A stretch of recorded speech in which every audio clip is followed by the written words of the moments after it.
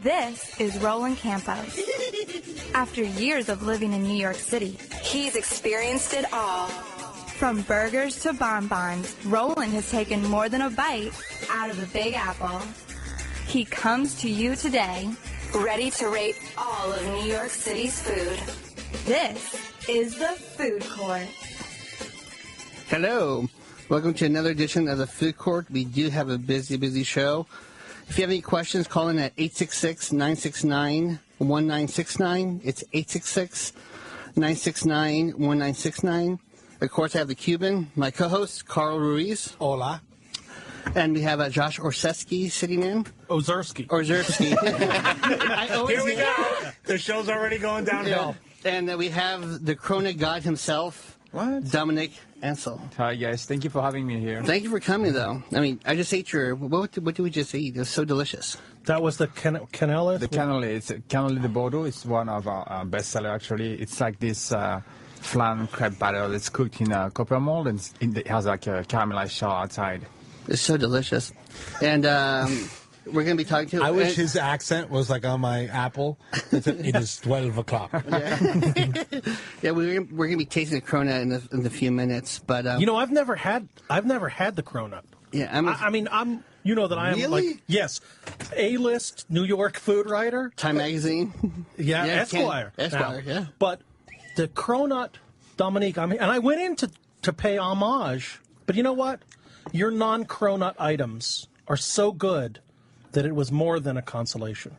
Yes, actually, what you had last time, Josh, was one of my favorite. The DKA stands for Dominique's Kunyaman. It's like this flaky, caramelized croissant, and this is our bestseller. We've been selling out since we opened the bakery, and it is still my favorite.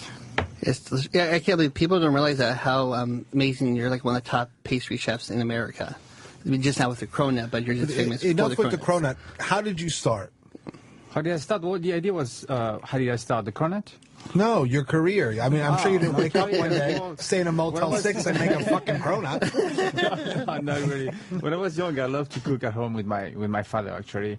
And after school, I decided on just starting my career as a chef. I was working in a restaurant for 2 years, and then in a bakery for a year. After this, I went to my military service in South America, and then I came back. Back up. You commando? Hold on, Chef Jason Bourne. How exactly did you go from making pâte à choux to shooting people? Well, I was not shooting anyone, but at my age, back in France, the military service was mandatory. So I had to go do my military service. And I didn't know it was mandatory service. What do you guys do, like guard the grapes in Bordeaux? Well, we have like a special center in French Guiana, actually in South America. Okay. And so there's a military camp there. So I was called to go there, and wow. I was actually working in the kitchen, believe it or not. Well, they're smart to use the resources that way. That's crazy. So after my military service, I... Josh, stop Facebooking the fucking Cronut. Not Facebook, it's just Instagram. He really wants to eat it. I want to get credit for being in the same room. After my military service, I came back to France. I bought a car with all my savings. And what kind of car? A really tiny French car. What was it called? The fuck you? It's called a Renault. The Renault, same thing. Renault 5, and it was very cheap, like $1,000.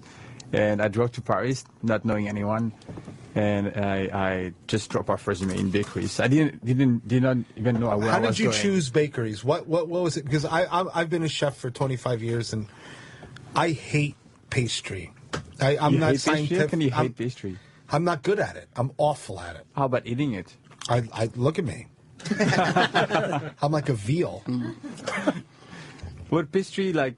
To me, the beginning was cooking. I really love cooking. Then pastry was just an extension of cooking. Right. Pastry is a lot more scientific. It's a lot more technical, and I really love this aspect of cooking. You're saying I'm stupid. So, can I ask Dominique a pastry-related question? Yes, go. Of course you can. Dominique, here's a question for you that I have. It seems to me that there is you're an exception to this, but there seems to be a strange gender divide in the pastry world. The women all make delicious pies and cakes and cobblers, like things that people actually like, and the men all make freakish and grotesque concoctions, horrible savory tweels, bizarre powders, revolting mustard ice creams. Now, why is it that men insist on making bad dessert? I don't know. I don't even know if it's man or woman, but It is. I'll say there's a lot more subtlety in a woman, especially when it comes to pastry. A lot of the people that work for me, since I'm in the States, are actually women, and they're a lot more delicate. They have better taste, and they're more refined than guys in general. All right, well, there you have it. So he shut you the fuck up, didn't he? No, he agrees with me. What happened when Wasn't that him agreeing with me? What happened when you went in for a cronut? You said it was a consolation that everything else was so good. I tried to come in and I figured I do my boss big shot routine. It's one of the reasons everyone hates me. And I figured I'd come in and say hello and say, I happen to have a cronut hidden away, It works sometimes. I once had a guy in Dallas moved a panel out of the bar and gave me a 23-year-old Pappy Van Winkle shot. Ooh. So I thought that might work this time. The fact is, they go out by 8 o'clock in the morning. You run out of them, right? We run out about an hour and a half after opening the shop, so 9:30. Yeah, I saw Questlove was begging for one too. Questlove, Fallon, everybody in the mayor's office. What kind of pressure does that put on you as a chef and as a business owner that your fucking donuts are on Craigslist? Well, for sure, that's the one I give to myself. It's very important for me to satisfy as many customers as we can. So it's only 200, right? About 300 now. So we've upped the production. Can't you buy another oven or something now? It's so French of you. It's now it's 201. How do you feel when Jay Leno made a joke about your cronuts, though? He made a joke about the line. Yeah. Did you go, okay, I finally made it with the cronuts? I mean, it's fun. People talk about it. It's something good. It's a pastry, and people talk about it. Also, it's important once again for me to serve as many people as we can. We have a very, very tiny kitchen. Right. And we do as much as we can, but we also have so many great items on the menu, like the DK, the Kunyaman, or the cannoli, and all the other fresh pastries that we have, and I want to keep doing this. How much is a cronut? It's $5 each. Why don't you charge $25 for it? Because people would still pay. I want to be fair with everyone. I think this is the price you should pay for a cronut, and I want people to buy a fair price for a good product. Very smart answer. Here's the the LA NSA is not going to check version your of emails after saying that. Here's the LA version of the cronut. What do you think of that? It looks pretty bad. Well, I don't know. Our cronut is something very specific. We actually trademarked the word cronut, and I don't want people to get confused with what's out there. We have our own recipe. It's very specific. I worked on the recipe for about 2 months and 10 different batches, and we came up with a product that was beautiful, and we want to keep it, and we want to make sure people don't get confused with what's out there. Yeah, we have a call from Bill. He wants to ask about cronuts. Yeah, I was just curious about Is his phone freaking? Yeah, I guess so. Let's go to the Trekker in Texas. Yeah, what is it about crow testicles that the New Yorkers are going crazy about? All right. That's not funny. She waited all that time, and that was the joke? I guess. Well, at least we hope she gets in a massive accident. Dummy. That's what you get for saying bad things. Your brother's the best kisser you've ever seen. Yeah. But we might as well try the cronuts now, pass them out to us three. I think we should. Yeah, I'm ready. Is it really going to be? Well, there's 6 pieces here. Well, this one's not cut. Well, here, I'll just eat this now. Why don't you make more? I don't understand. How come? Why don't you make more cronuts? It's a fair question. Why do I make more? Because we have a large selection of pastries, and we have so many beautiful things. We have a very small kitchen. I want to keep doing what we do at the bakery. I want people to come for other things as well. So you're worried you'll just become a cronut store? Yeah, this is what I don't want. Right. I don't want only be doing cronuts. What happens if a cronut store gets built 2 blocks away from you? They figure out what you're doing, and now nobody's lining up anymore because Sam, this isn't Radio Shack. This isn't Radio Shack, Sam. Explain it to me. He's as French as Zorro is Mexican. So another French guy can't make cronuts? No, they're not here. There's a. I don't know if you know. What's important to know is that we trademark the word cronut. You did? Yeah, we did. So we want to keep our creation and our product preserved from what's out there. Dominique, you are a fucking genius. Thank you. I've been told this before. Is this a new flavor for July? Yes, actually, this is the blackberry and lime. Oh my god! Wow. So you can see the dough is very, very flaky, like almost like a croissant. The cinnamon and the sugar is very just similar. melts. And the cream is very light inside. There is a fresh blackberry jam, and it's rolled in lime sugar. When you bite into it, you get the burst of flavor. It's beyond. I'll wait 5 hours in line for this. Oh my god, it's already gone. What do you guys happen here? I don't know what you expected. This was what's funny? Even though that cronut was delicious. Oh my god! Whatever that is, I love it. Okay, I'm going to go out. I'm gonna tell you, I get it, I understand it, but I enjoyed that as a chef.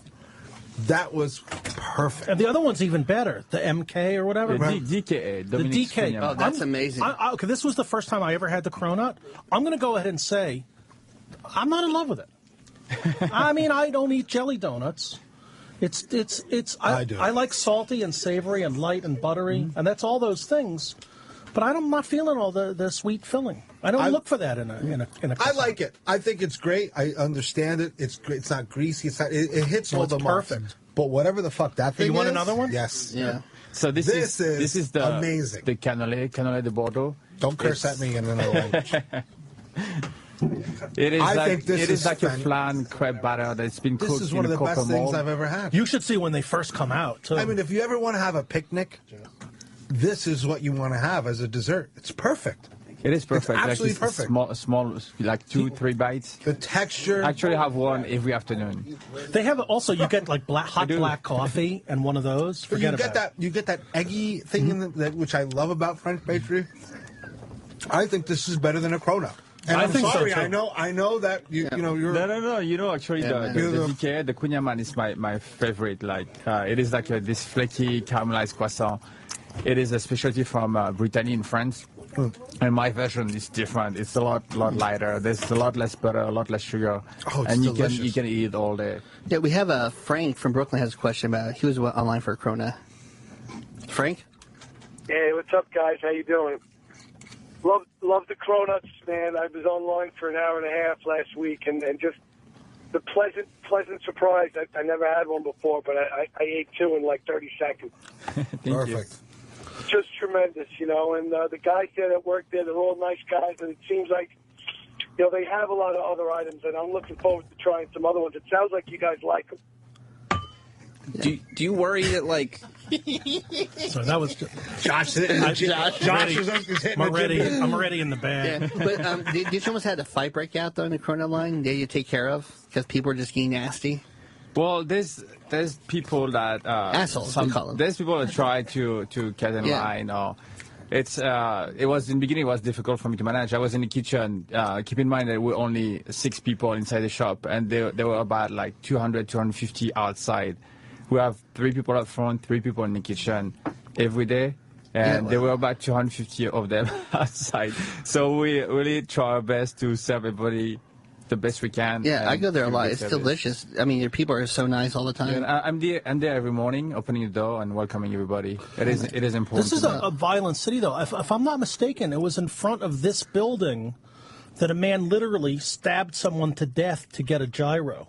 What? Yeah, there was the white sauce was so delicious that someone. This is a true story. It was in front of this building. It happened. Shut up. Imagine what they would do for a cronut. Let me ask you a question. Have any of your employees turned into assholes once you got really busy? Because I own restaurants, and what happens is, we get on TV, we do something, and then all of a sudden it's packed, and then that great manager thinks that he invented the cronut. No. People, my staff is very kind. They really understand what we're doing, and I really customer service to me is very important. And I really expect them to explain everything to our customers, the way we sell it, the way to eat it, the way to pre-order it, because we take a few pre-order. What dictates a pre-order? So we take pre-orders 2 weeks in advance. Every Mondays at 11 o'clock, if you call the shop, you can get pre-orders. but it's pretty hard for us. We're still a small bakery in Manhattan, you know. We only have one phone line, and we have hundreds of people calling. So don't all call on Monday 11. This is a blogger's paradise. It's almost, you can almost say, like, listen, I mean, I've been in the food business my whole life, and now things like this are unbelievable. It feeds people. Only one phone line, only 4 employees, only this. Makes people even more rabid and rabid and rabid. What I'm scared of, because I eat your product and I think it's fantastic, is New York also has a dragon tail. And what's going to happen when they decide, fuck the cronut? Yeah, the cronut backlash. That's coming for sure. Well, I'm terrified of it. I'm not at all. Because I think your food's great. We were doing amazing before the cronut. And even if the cronut ends tomorrow, we'll still be doing amazing. No, I know doing amazing, but one thing is doing amazing, and one thing is selling someone's fucking cronuts on Craigslist. Yeah, this can't sustain. But I don't think you want it. Like, I remember when Eric was doing surf and turf at La Bernardin, and like 70% of the orders were like he just had to take it off the menu.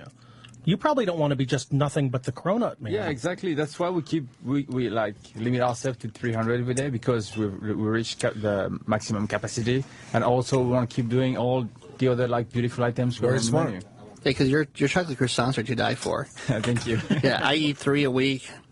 I work out and then walk to your bakery and eat 3, then walk home in shame. Walk 3 a week or 3 a day? 3 a week though.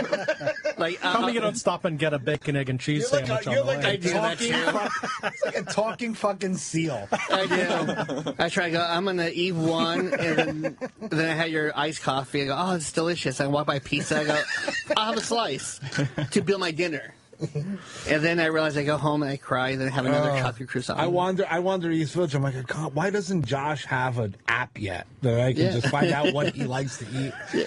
Like that pizza thing he had that he pissed everybody off. Yeah, like, we have this is good pizza. We have another call. It's 866-969-1969. Peter from New York. It better be good. Don't be an ass. Hello. Ass. Hello. Hello? Hello. Yes. Verizon. Chef Ansel, it's a pleasure to be speaking with you. Thank you. Thank you for calling. I wanted to congratulate you on the enormity of your success. And actually, we have a mutual friend who actually I was assisting you with finding the bakery, Mrs. Estelle Lamont. Mr. Who, sorry? Estelle Lamont, who was the... This call's not going the way he hoped. L'Atelier. Ah, okay. Do you know him? He doesn't know you, asshole. See you later. Next. Hey, Ron from Maryland. What's up? Ron. Hey. Well, you know him too? Shut up. Cronut sounds a lot like donut. Aren't you? All right, bye-bye, Ron. You're just a fucking asshole, high too. call of caller. I know. These guys are assholes. But, I mean, I'll tell them right to their faces. Are you guys... Is there like a next thing you're trying to invent or trying to create, or you just keep on? I mean, you have amazing products anyways. I mean, I always like since we opened the bakery, keep on creating new things. Could you make a necklace out of these things for my? For you, so yeah, I can walk sure. around with an amulet. You look cute with that. It could be like a fat guy's emergency, like for low blood sugar. We just eat fat one. guy necklace. Yeah. That's delicious. So I constantly try to push myself to create new things. We're doing this something fun for the summer. When I was in Istanbul a couple of years ago, I had this chewy ice cream consistency. They beat the ice cream, and it's like it's chewy ice cream. Yeah, chewy ice cream. Oh. That was very fun. So I really wanted to do something like similar. So I've been working on a frozen s'mores. Wow. It sounds like an Iron Chef episode. So it's based on a marshmallow that you can freeze. That is it's actually like very chewy. Inside I put a vanilla ice cream coated with some chocolate crunch on the outside. So this is inside the marshmallow, and I put this on a stick that I smoke. I smoke a stick of wood, and I stab the marshmallow with it, and we'll be torching it to order. And I will hand it to you. So instead of having a cone, instead of having like a cup, you will handing a stick of marshmallow ice cream. When are you going to start doing that for the store? Probably very soon, in a couple of weeks. Oh, wow. Why don't you just open a cronut store, like down the block? And that way you could have your bakery and sell a ton of cronuts. I love the bakery. I love the product we do, and I you can do both. It. He's French, Sam. Then you never understand. You'll never understand. He's up at 3 a.m. every day. This whole country thinks blue lobsters taste better. What, they don't? No. I never even seen it. Fresh fucking lobsters taste better. These are delicious. I would open a cronut store. Of course you do, but you're not him. No, I'm not. Are you guys doing the Cronut Lottery, though, to kind of ease the line? Actually, yes. We just started last week. Cronut Express? We're gonna put a fishbowl at the bakery after we sell out every day, and we invite people to drop off a business card in there. And every Friday we pick up the business card. We call someone, and we invite them to come choose a day and pick up the cronuts. Oh, nice. No, it's too bad you're. I mean, all due respect, it's too bad you're not single, because you have a commodity now that is of matchless attractiveness. Let me tell you something. Thank you. Your wife is hot, bro. You're lucky you're not single. You really. I'm very lucky. You know how many gross girls I hooked up with when I was single? Don't tell me. Like a chef, like, you smell like smoked salmon. I was like, after a big catering job, gross. You don't want to. They have a lazy eye. It's just I heard that belly locks was an aphrodisiac. That was my underwear's nickname in the 80s. We'll try this guy, Larry in Tennessee. I hope you're good. Larry? Rolando Campos, thank you for taking my call. I'd like to ask your guest if he would consider, just when they start to taper off, just sell the whole cronut concept to an entrepreneur, let him take the idea nationwide, and your guest goes on to the next thing. Thank you, broke Shark Tank. Fuck this guy. That's Larry. Oh, he's a good guy. Larry. That's not an unintelligent question. If you could get like a few $1 million for that, and then just continue to do your art, because you are really an artist. Sorry, Larry. I've always thought that. I think it's very important for me that everything I do in life, I put all my heart and all my love in there. Starting a cronut shop eventually someday, but it has to be the right time with the right person, and it has to be well done. Just give me the recipe and let me start a cronut shop, for God's sake. There's money on the table. Chef, do you have a T-shirt? A T-shirt? I don't. Or God posters? bless you. Posters, yeah. God bless you. I think that's the beginning of the end. I tell all the people, like, when I eat something that's great and someone all of a sudden they're like, oh, yeah, you do this, and they hit me in the head with a T-shirt, I know it's over. Do you sell the posters, though? Don't ever make a T-shirt. We do sell posters at the bakery, yes. At the bakery? Oh, nice. That's so 70s French. I love it. Is there a DeLorean on the poster? No, it says keep your eye on the cronut, not on the hole. Do you like it? I love it. I love it. Simple. It's pretty. I'd love for you to sign it like in silver marker. I'll make a special one for you. Exactly. Yeah. I love that. I can't pronounce it. It's like a curse I really have word. one every afternoon. Every afternoon? Every afternoon I have one. I have 3 times that every afternoon. That's why I'm built like a veal. We have a special call for the Cuban, Dan in Miami. What's up, Roland? Hello. Hey, Cronut guy, other guy. Hey, I'm just wondering, what's your favorite comfort food you got? Like, I know when I have a shitty day, I just want a steak and a beer. What's on the top of your want list? A want list for what? To have a steak and a beer? What's your favorite comfort food? Like, if you have a shitty day, this is what you're going to eat to rebound that day. He doesn't eat, he drinks. I drink a lot. The favorite comfort food, number one, being a New York City guy, is Cronuts. A free party. Sometimes you get invited to like a free steak thing or something, and the food's good. But besides that, I don't know what my comfort food is. I don't have comfort food. I'm stressed out all the time. I have restaurants. I'm pissed off, and no, nothing's comforting to me. I have an answer. It's the other guy. Josh does. Josh is super. This is the other guy. The Uber answer guy. The answer to your question, Mr. Florida Man, is I would like to have 2 grilled cheese and bacon sandwiches on double-seeded rye bread, slathered liberally with margarine, and double stuffed with drained, crisp, chopped up bacon and Kraft American cheese. That's a full-blown psychopath right there that has that list. Thanks, gentlemen. That's like a death row list. Yeah, if you're in the New York area, it's Dominic and Sill's Bakery at 189 Spring Street. You can call for reserve your cronuts at 212-219-2770. Oh, I forgot to add the other number. Really? With rye bread? 2773. At 73. Never had it.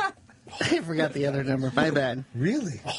And it's Dominic Ansel on Twitter. Rye bread grilled cheese. That's weird. You got to realize, the classical white, for just cheese, you need white bread because the cheese is so, the bread is so ephemeral and insubstantial and cloud-like. I didn't know the bread was a chick.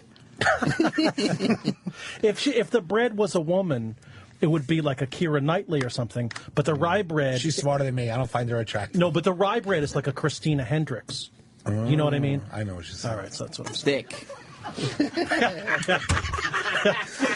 I'm looking for Wendy Williams at 6 o'clock in the morning. Well, now you're talking about my dream gal. She probably had quite a few cronuts. Wow. Yeah, we have the Ubon family staying outside. They're known for their barbecue from Wazoo, I think, Missouri or Mississippi. They're bringing ribs. Is that right? Yeah. Damn boo. Glad we had dessert first. Stoner show. Roland, why don't you tell everybody again who's here? This is for the Ubon family, right? The Ubons. Ubons. Tell them who's in the studio, though. Everybody. We have the barbecue princess, Leslie Rourke Scott. Hi. And then we have Adam. Yeah. And David. That is me. Yeah, what's going on? The Ubon family, they're here to bring some barbecue for us. Man, Leslie brought barbecue all the way up from Yazoo City, Mississippi. Wow. Can Chef Dominique eat barbecue? I just want to watch Would you that. like some barbecue? Yeah, I love it, yeah. Yeah, this is Chef Dominique. Great. We'll fix you some sandwiches. Ooh, delicious. Can I have one without the sauce? With the sauce on the side? Sure. And they also have their famous restaurant, Bloody the Mary Crow's mix. Nest. We also brought Ubon's Barbecue Bloody Mary mix with Cat Head vodka, both out of Mississippi. Oh, wow. Ooh, that sounds delicious. Were you guys here recently, or just? We were here for the Big Apple Barbecue Block Party just a few weeks ago. Oh, that was amazing. The Cuban and I, we went, and he knows everybody, so we were treated like rock stars. You gotta come say hi to us. Yeah, we went to Pat Martin. Pat Martin? Yeah, Pat Martin. I and love Pat Martin. He got us, awesome. Yeah, he got us pretty fucked up, so we didn't know where we were at some points. Pat Martin plug. He just opened up a new restaurant yesterday in Mount Juliet. Yeah. Go ahead, go check it out. It's Martin's Barbecue. Oh, nice. Yeah, he's gonna be calling in soon too. I was like, girl interrupted at that barbecue. Another Michigan. Yeah, awesome guy, man. Yeah, we walked around the barbecue festival, and he was like a rock star. He said, "Give him a sandwich," and they just tossed us food left and right. Then booze. The Coors Light, Who was the guy cooking with all the fake wood and shit and it's some guy from Georgia. I got some guy from Georgia, Josh. You had to see this guy. He was so backwoods, it was creepy. Right. That makes me frightened. I wanted him to have a kissing booth, and his sister was the only customer. Yeah. It was awful. It was awful. This was the first year in, I think, 9 or 10 years that I didn't go to the Big Apple Block Party and regretted it. I know you. You had some kind of quiet protest about it. What's going on? I got to take the fifth on that. No, I mean... I know you, Josh. What pissed you off? Who pissed you off that you didn't go to the only viable barbecue thing in New York City? Okay, back the fuck up. The best show in the world, okay. Utopia. Thank you. But... barbecue, Southern style barbecue. Why the fuck weren't you there? Lighting fires and if you think, on the city streets of Manhattan. If you think I wasn't waiting for you to ask you, because I was looking for you, and I was looking for your responses to the shows, you didn't say a goddamn thing. Why? All right. Well, I have multiple reasons that are not true. I guess the reason that is true is that, like, I gotta say, look, obviously I know everybody, so I can go behind the scenes. What the fuck happened, Josh? Honestly, I was high. All right, that's good. All right, now. I was watching Columbo episodes of Netflix and eating cereal. That's the perfect time to come. God, why did you just say that, man? I think it might be unprofessional. I'm sorry. It's high and didn't go to a barbecue? Unprofessional. Yeah, get the munchies, eat away. Because it was amazing. Because we were going to try the U-Bahn line was so long too. It was amazing. Yeah, we had a really great showing. We, I think we served probably 2,500 Bloody Marys. You gave me the finger when I was trying to get. Did you? I apologize. That was him. That was not me. I would never do anything like that. I'm a sweetheart. Maybe you were telling me I was number one. It could be that. That's exactly what I meant. I have a question. Sure. How did Danny Meyer alight on U-Bahns out of all the many great barbecues in the Deep South to represent that region at the Big Apple Block Party? I'm going to jump in just because Leslie's too nice to say it. It's U-Bahns, like Y-O-U-B-A-H-N-S, and it's her grandfather's name, U-Bahns. That's why you're in fucking trouble. That's why you didn't go. It's my fault. That's why you didn't go, because you don't know how to pronounce these southern names. I said U-Bahns, and then everybody took it that way. So I'm the tard. We got really lucky. We, you'd rather be lucky than good most of the time, and we got lucky. Somebody pulled out 2 weeks before the block party, and Mike Mills, who's with 17th Street and works a lot with Blue Smoke, invited us to come. So they found us in Yazoo City, Mississippi, and we drove it up. Oh, nice. Yeah. Now, you know what's something, I just want to say parenthetically, this is not a well-known thing. Wait, what is it? Parenthetically. That is to say, interstitially and aside and laterally from the point. I didn't know what it meant either. I just fell into a fucking wormhole. Being straight up. I'm in 1987. Is it, I don't want to get anyone in trouble or make the Union Square Hospitality Group look like anything but the first-class organization that it is. At one time, the barbecuers had to schlep all the way up from some place, and they only got $250 in travel money, and they weren't allowed to sell any barbecue. Now, is that still the case? It's a little more than $250. It's a charity event, and so the charity is it's a city park. I mean, what are you going to buy a lawnmower? Like, how many lawnmowers can they buy? I never understood that. It's a block. It's one block of city park. Why do they need? I never understood that. Bullshit. Maybe I call bullshit. The barbecuers, like U-Bahns, that's who should be keeping the money. Yeah. Instead of they throw them a crumb like you can sell your sauce. Yeah. We couldn't sell our sauce this year. You couldn't even sell my sauce. Outrageous. Wow. It's okay. It's okay. That's not cool. Even the Cronut guy's pissed. Actually, you know what? I'm watching everybody run pissed, yeah. It is cool because now you can just go to Fairway and get it, so you don't have to get it at Madison Square Park. Oh, nice plug. So First plug of the show. Let me try it. I want to try the sauce. I heard somebody say Meshuggah before. So. That was me. All right, I'm in the try try. it too. Wait, is this a Bloody Mary or sauce? Sure. No, I want Bloody the Mary. sauce. Well, you're going to have a pork sandwich. Just give me a little bit. I want to try the sauce straight up. Josh is a very serious food I'm a writer. Kansas City Barbecue Give him the goddamn Society. fucking sauce. I'm a certified judge. For the Kansas. Yes, I am. Actually, I had to pay for his car service. Get him the fucking sauce, goddamn it! You don't like it? I find it hard to believe you personally. He did. Really? Yeah. I'm a big fan. You know what? I'm going to buy you a cheeseburger. I'm going to make it up to you. And I'll guarantee that it'll be free. Where will it be? The Brindle Room. That's the best cheeseburger. Bullshit. This is... Oh, no, really? Bullshit, Yeah, Mr. okay. Cutlets. Step up and eat it. Then tell me it's bullshit. They're delicious. It sounds like I'm getting a free hamburger one way or another. This is wonderful. Thank you. Yeah. Thank you. Just for everybody out there, Josh has his pinky out. But I'm not giving the shocker. It's just to try it, you know? I'm giving you a lot more respect. You're a KCBS judge. That's awesome. I judged the Jack last year. Oh, that's awesome. We've been about 4 or 5 times. I watched Wimbledon at a bar today.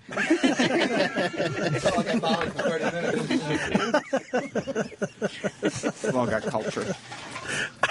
I need more Culture, of this bitches. bourbon. Culture. Can someone get him the You want a Bloody Derby? We got a Jacqueline Raposo introduced us to a Bloody Derby at the block party. She came up on us and she said, I never drink I want drinks that have bourbon the in my same Bloody name as Mary. strippers. We had never heard of it before. A little golden rule: never drink a drink that has the same name that can sound like a stripper. India to the floor. Bubbles to the ground. Remember, give you guys a ticket. Free buffet after 6. Yeah. We'll start with our guest from Dominic down. So this is Leslie and Gary Roark. Gary Roark is the pitmaster. He's Leslie's father. And this is their pulled pork. You see the nice bark on it? Ooh. Let me get a little of that, Mr. Brown. There we go. We got rolls. We got drink. sauce. Drink. Did the rolls make it in here? It smells good. Where are you at? So is it Ubon's or Ubon's? It's very good, but it would have been better if you pulled it here. Helping somebody? It would have been so much better if I Yeah, pulled it that's what I'm here, saying. but he cooked it in Mississippi, so. You cooked this in Mississippi and slept it all the way up? Yeah. Delicious. I have to take care of you guys. What was the fuel? Is it hickory? What's the fuel you use? It's hickory. We use What's the hickory. biggest mistake that people do? Like I would 24th love- of July. I would is love coming for up. Josh to make the Overcooking. sandwiches as a professional. Can I do that? Yes. Yeah. I consider that a great honor. Yeah. Oh, there's the brioche ones. Ooh. Because that way I don't have to listen on the blog some bullshit. Oh, the balance or too much No, sauce. forget that. I know what I'm doing here. There you go. I'm not using that brioche either. I am. It's not gay. Gay. It's delicious. Gay. Call me gay, Here. but that shit's good. What we really need for a job like this is white puffy rolls. Have you guys listened to the news this if you week? want to call There's in, no longer gay. 866-969-1969, 866 Did you ever- 969-1969. How horrible for me to say that on the day of the gay I pride got parade. 2 words for you. Paula Dean. Listen, I got no, it's not like that. Let me tell you something. I am very deep in with the queer community, the LGBT community. No, I've been adopted as like a queer person. You're in not the best Cher, sense of the motherfucker. word. You're not Cher. Where's the You sauce? can still get in trouble. Right there. Oh, is it really? You're not allowed. I guess you don't say gay anymore. It was a universal adjective when I was No, you don't say a younger gay. man. You don't say nothing. You say happy. Or light on their feet. Or talented. So a question came up in the back of the room. It's a Boston butt. It's half the shoulder. The Boston butt was cooked over hickory Who the wood fuck is and in the back of the royal oak room? charcoal. The guy right behind you. Your friend. Oh, my buddy. This is a good sandwich. You brought him. He's gets asking this all the one? good questions. Oh, okay, yeah. He asked what kind Dominic. of meat it is. Yeah. He's a hardcore dude. It's the Boston butt, and they cooked it for about 14 hours over hickory and royal oak charcoal, and then they wrap it in tin foil and they let it get happy for like another 4 or 5 hours. Oh, yeah. Yeah. Brian. Oh, thank you, sir. No, we don't do a brine. No, We don't do a Did brine. you inject these? We did not inject these. They're old This school. is- They don't. yeah. They don't like inject or any of that stuff. We will for competition, but for the restaurant, we don't inject. What's the biggest mistake people are going to do this like 4th of July weekend when they barbecue? Do they overcook They're going it? to overcook. How Yeah. do they cook it evenly? Is this You just have to keep your temperature even. If you stick around 220 and don't get just crazy with it. in my it'll idiot be friends, they fine. put like a pound of lighter fluid No. and then light it. And then no. it tastes like lighter fluid, Yeah, right? and they have the shits. One of the right, it's the I do, it scares me. it's the charcoal briquettes. They're put together with petroleum products, and so we use lump charcoal. We use hickory wood. We don't mess with the briquettes. So. Can I ask you guys a question? Sure. Do you, Roland, you are That's how a you barbecue. fat. No, he's doing it right. Man, There's this is barbecue all delicious. over the desk. I was making your sandwich. Racist person You know I've what? ever I'm seen. gonna. This is for you. I'm gonna make this. I was gonna make it for him. I'm making it for you. This is so instead. good. Let me This ask is you guys a question. really good. You guys are obviously in business, and you guys are making money. No. When you no, what happened? What do you mean? We just started this. Ubon's has existed for like 30 years as a barbecue entity. Okay. But this enterprise to sell the sauce and the Bloody Mary mix started about 12 months ago when my brother and I left the NYMEX because it went electronic and there was no money down there. How much in debt are you? Oh, that's a hard question. That's like asking a man his penis size or something. Adam likes to tell people that, listen, we're not digging a hole, but we're staring at the fucking shovel. So probably $500,000, right? Anything worth doing is worth doing right. $500,000 is it? So That's what's so noble about barbecue. Let me tell you something. The stuff you got is great. Thank you, man. We And appreciate good, that. and good luck. And New York's a tough market. I mean, New York can fall in love with you. It's awesome. Roland, for those at home, Roland just took the sauce, and it was good though. He went over a garbage pail, so he didn't get the floor completely, but he poured sauce all over everything. It was amazing. But it needs to be known that there is sauce and pork all over the desk here. It's so delicious. Is he going to eat that later? If I can Probably. if I can freeze you like Han Solo right now, you're so gross. So, and here's the greatest thing: the Bloody Mary mix is all natural, gluten-free, no chemicals, no additives, no preservatives. That's what I was worried Shit about. out of the bread. That's what I am. And as a Pull it. Got it. 300-pound fat Jewish kid from New Jersey, that's what I always worry about in the barbecue pork business. Hey, did you guys actually invent the sauce like in the bathtub? They said. Actually, the story is that my great-grandfather made the sauce up in a No. 3 wash tub and stirred it with a boat paddle. It was passed on to my grandfather, whose name was Eubon, and then to my What's dad. the number during 3? I'm from the projects. We all had number 1 back then. What does the number 3 mean? It's just a big one. Okay. Yeah, You see the Ray Charles movie? The one with the little kid? I don't watch those kind of movies. If you want to see the delicious barbecue, ubons.net. Gotcha. Yeah, ubons.net. ubons.net. And again, if you want to call in, it's 866-969-1969. And we're on sale in Fairway for the next few weeks, and Central Market in Texas is selling it. So we got a couple of people that have jumped on board, and we're really excited Are you guys going about to do it. like a pop-up restaurant in New York? Leslie? We'd love to. We'd love to. Well, let me tell you something. Dominique said he'll make you a barbecued cronut. Actually, I had this. That means fuck you in French. That was amazing, guys. So we have a pulled pork sandwich at the bakery because we also do lunch. I had it. It's so good. Whoa! Wait a second, I'm not a competition. Everybody stop. So do you have liquid smoke in your sauce? Josh, No. I'm asking you right now. Could you be my Starsky to the hutch to find out what the fuck's going on now? He's doing barbecue. I have to say, barbecue. Get in there. It's Get a in there, Pitbull. roasted pork shoulder sandwich. It has nothing to do with it. This is amazing. My Well, partner's not barbecue. looking at the crime scene. Go ahead, partner. No, I just said, I mean, it would be like if I was going to, trust Mike Mills to make, a creme brulee or something. Well, let me tell you something. We can name drop for the next 6 fucking hours. We have a cheesecake on the menu, and invite you guys to come and try it. This is a very, very specific cheesecake. It's not like the classical American cheesecake. It is very light. It's made with ricotta cheese. It's poured on top like a creme brulee. What time and should it we has be a there? little. I'm sorry. What time this evening should we be there? Anytime. I will say in Dominique's defense, Dominique thinks you're a pussy. That one of America's greatest barbecuers, a man who I think will be calling in at some point today, actually got his training at Daniel. Did you work at the same time when Adam Perry Lang was at Danielle? No. It was early. It was a few Yeah, years yeah, early. He was like with Riyadh and those guys. Yeah, he'll be calling in an hour. Oh, nice. This is. I keep eating this. Well, you It's should. very good. I like all the brown, Mr. Brown. I like all bar. The smoke flavor. How do you get the smoke? What kind of chips do you use? It's called barbecue, Roland. It's during the first 4 to 6 hours of smoking, we add hickory wood to our fire, and so after that amount of time, you really can't get a lot more smoke in unless you do the fake smoke, the liquid smoke, and we just feel like that's tacky. Liquid smoke's just tacky. I gotta tell you a story that you're gonna die for because I know you're a big foodie. You went to First Union Bank and you asked them for $100,000. No.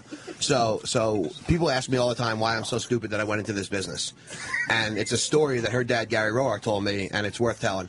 When he was growing up, they were pretty poor, and the only time they made sauce was when his father got paid, and he'd go home and he'd have money and he'd get sauce. He'd buy the stuff to make sauce, and he'd buy chicken. And Gary told me every time he made sauce, he would cook barbecue chicken that night. So one day he tells me, he's like, so the people in town, when they saw the white smoke, it was like they were electing a pope, right? When they saw the white smoke coming out of the backyard, they would come over, and I was like, I'm in New York. I'm like, oh, they come over for chicken? That's cool. He goes, no, man, chicken's way too damn expensive. But if he was cooking chicken, he just made sauce, and they were coming with tubs and milk bottles and whatever else they had at home to fill up with sauce to bring home. Because he knew they had just made sauce. Oh, man. And I was like, anything that has that kind of a story behind it, I'll get involved with. Yeah, that sounds delicious. Great story, but Dominique still thinks his barbecue is better than yours. His roasted pork shoulder? It's like, I'll put my money against a French guy any day. Yeah, but the French guy's smart because you guys were like, what gives you the right to make a pork sandwich? And he goes, let me tell you about the cheesecake. Very good. Everybody just moves on. They don't have to win a war like that. Yeah, again, it's 866-969-1969. Like over here, me and Troy, we go to Mighty Quinn's Barbecue here. That's like we figured that's like the in my professional opinion. Here we go. That's why he's here, because he says, Roland, you're an idiot. No, you don't know what you're talking about. Far from it. I'm gonna blog about your the mighty creepily Quinn, tight gray T-shirt on Monday. He's saying go back, you go swim and get your people off the boat. He's like, this guy with a B cup told me to come to the radio station. Really? Let's see that as more of a BC. Listen, I'm a B cup, so he's a C. Go double B. It's all natural, though. Yeah. No, I would say that... I'm an F in my mind. I would say that is the best barbecue restaurant in New York and one of the best barbecue restaurants in the country. I just wrote a big piece for the Wall Street Journal, and they were the star. How's Dallas barbecue? Horrible. It's some of the worst food in literally. It's worse than what you would get at the Grover Cleveland Service Plaza at 2 in the morning. 700 people a day eat there. It's like ketchup. All imbeciles. They're all imbeciles. All imbeciles. Every one of them. You know what it is? My mom. They drink giant blue Bourbon Street drinks and eat the greasy onion loaf, so they're like so happy. And who wouldn't be? But the barbecue's It tastes like the sauce is like ketchup. How about Adam Perry Lang? How about Dallas? Well, okay. Adam Perry Lang is, in my opinion, the greatest meat chef in the world. Because you like him. No, that's why I like him. His barbecue sounds like a Jewish crush. His barbecues. He in competition when he's making barbecue himself. There is no greater barbecuer in the world. That's what I'll go ahead. Really? And say. Yeah. Or any grilling or anything. You think he can win a Grand Royal? He already has. He's the only man that I ever. You know what? Let me ask you, Udons. Do you know anybody? Udon. Is that what I said?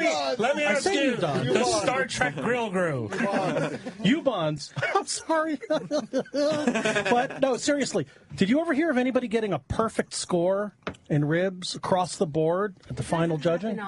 It doesn't happen often. And we cook primarily in the Memphis Barbecue Network. We don't cook as much KCBS as most teams do, but it happens. But it's very, very rare. Very rare. Rare as plutonium. Yeah. You know, I don't mean, listen, anyone like you guys, you do real barbecue in the most painstaking, labor-intensive, unprofitable way. You deserve credit that Adam can't, really claim to as a, I'll throw it out. just as a genius. I'll throw it out there. The Ubons, before my time, did win Memphis in May, first place shoulder, and they've got 3 top 3s and 10 or 12 top 10s. Memphis in May. We've got a trophy from the Jack. We've got some stuff like that. We've been competing since about 1989. So wow, that's we've been really around impressive for the old school, I mean, this is delicious. What's up next for the Ubons? Let's see. Fancy What food is up show. next? Yeah, we're doing the Fancy Food Show this weekend, and Booth 4642. Come by for a Bloody Mary. you can tell he's my plugger. Yeah, I mean, you have amazing. You don't seem to be from Mississippi. No, I'm the fat Jew in debt. I felt like I'm the fat Jew from Short Hills, New Jersey, who's in debt. Will you explain to me how fat Jews manage to insert ourselves into every significant cultural tradition besides our own? It's kind of a mole. See, there was a story. A Mishkite mole. I like that. That's what I'm going to call you. Well, everyone's been calling Ubons the Ubons barbecue family since millennia began because of their hospitality. They've been quite notoriously hospitable. I looked at Gary, the pitmaster, when he was up here in New York, and I said, Gary, you don't realize that you're really the Ubons barbecue mishpucha at this point. And he lost his shit. He didn't know whether he should go blind. I mean, he looked at me and said, I sure hope that means family. Yes, it does, man. But I was at the Big Apple Barbecue. You guys were just talking about the Big Apple Barbecue Block Party. I thank Union Square Hospitality Group and Danny Meyer for putting me into this whole thing because 6 years ago, I was there with my family. And I like the way he's saucing the meat right now.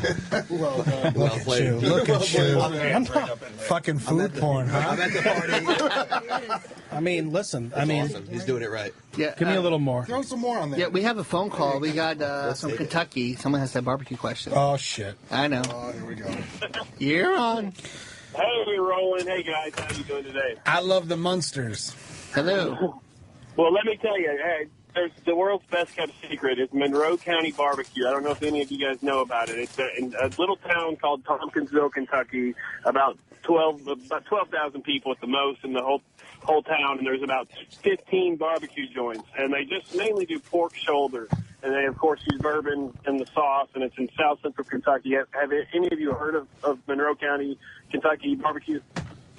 All right, answer your question. Matt in Buffalo. Matt in Buffalo. There you go. Fuck your plug. Yeah, That's so mean. Yeah, it's off a dirt road. Give me another of those rolls. Hello, Matt from Buffalo. Fuck your roll. Roland, how's it going, man? Good. How are you?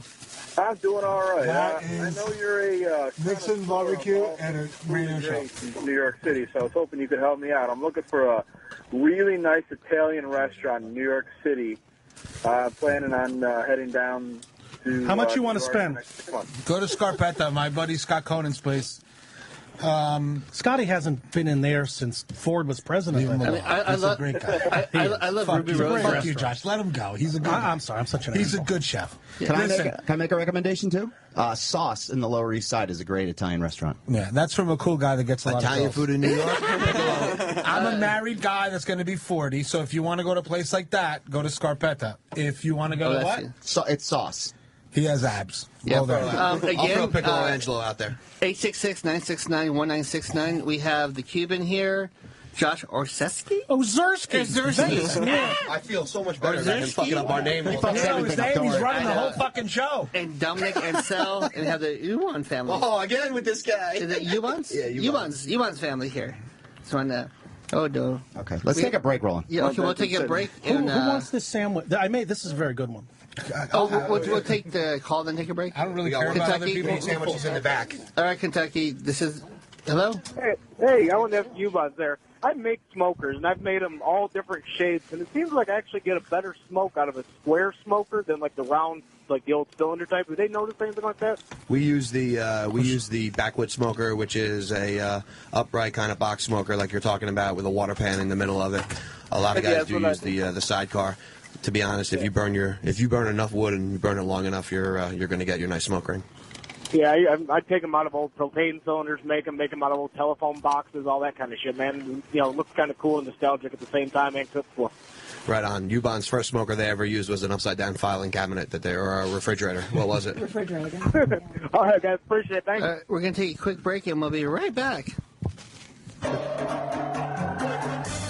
Don't go anywhere.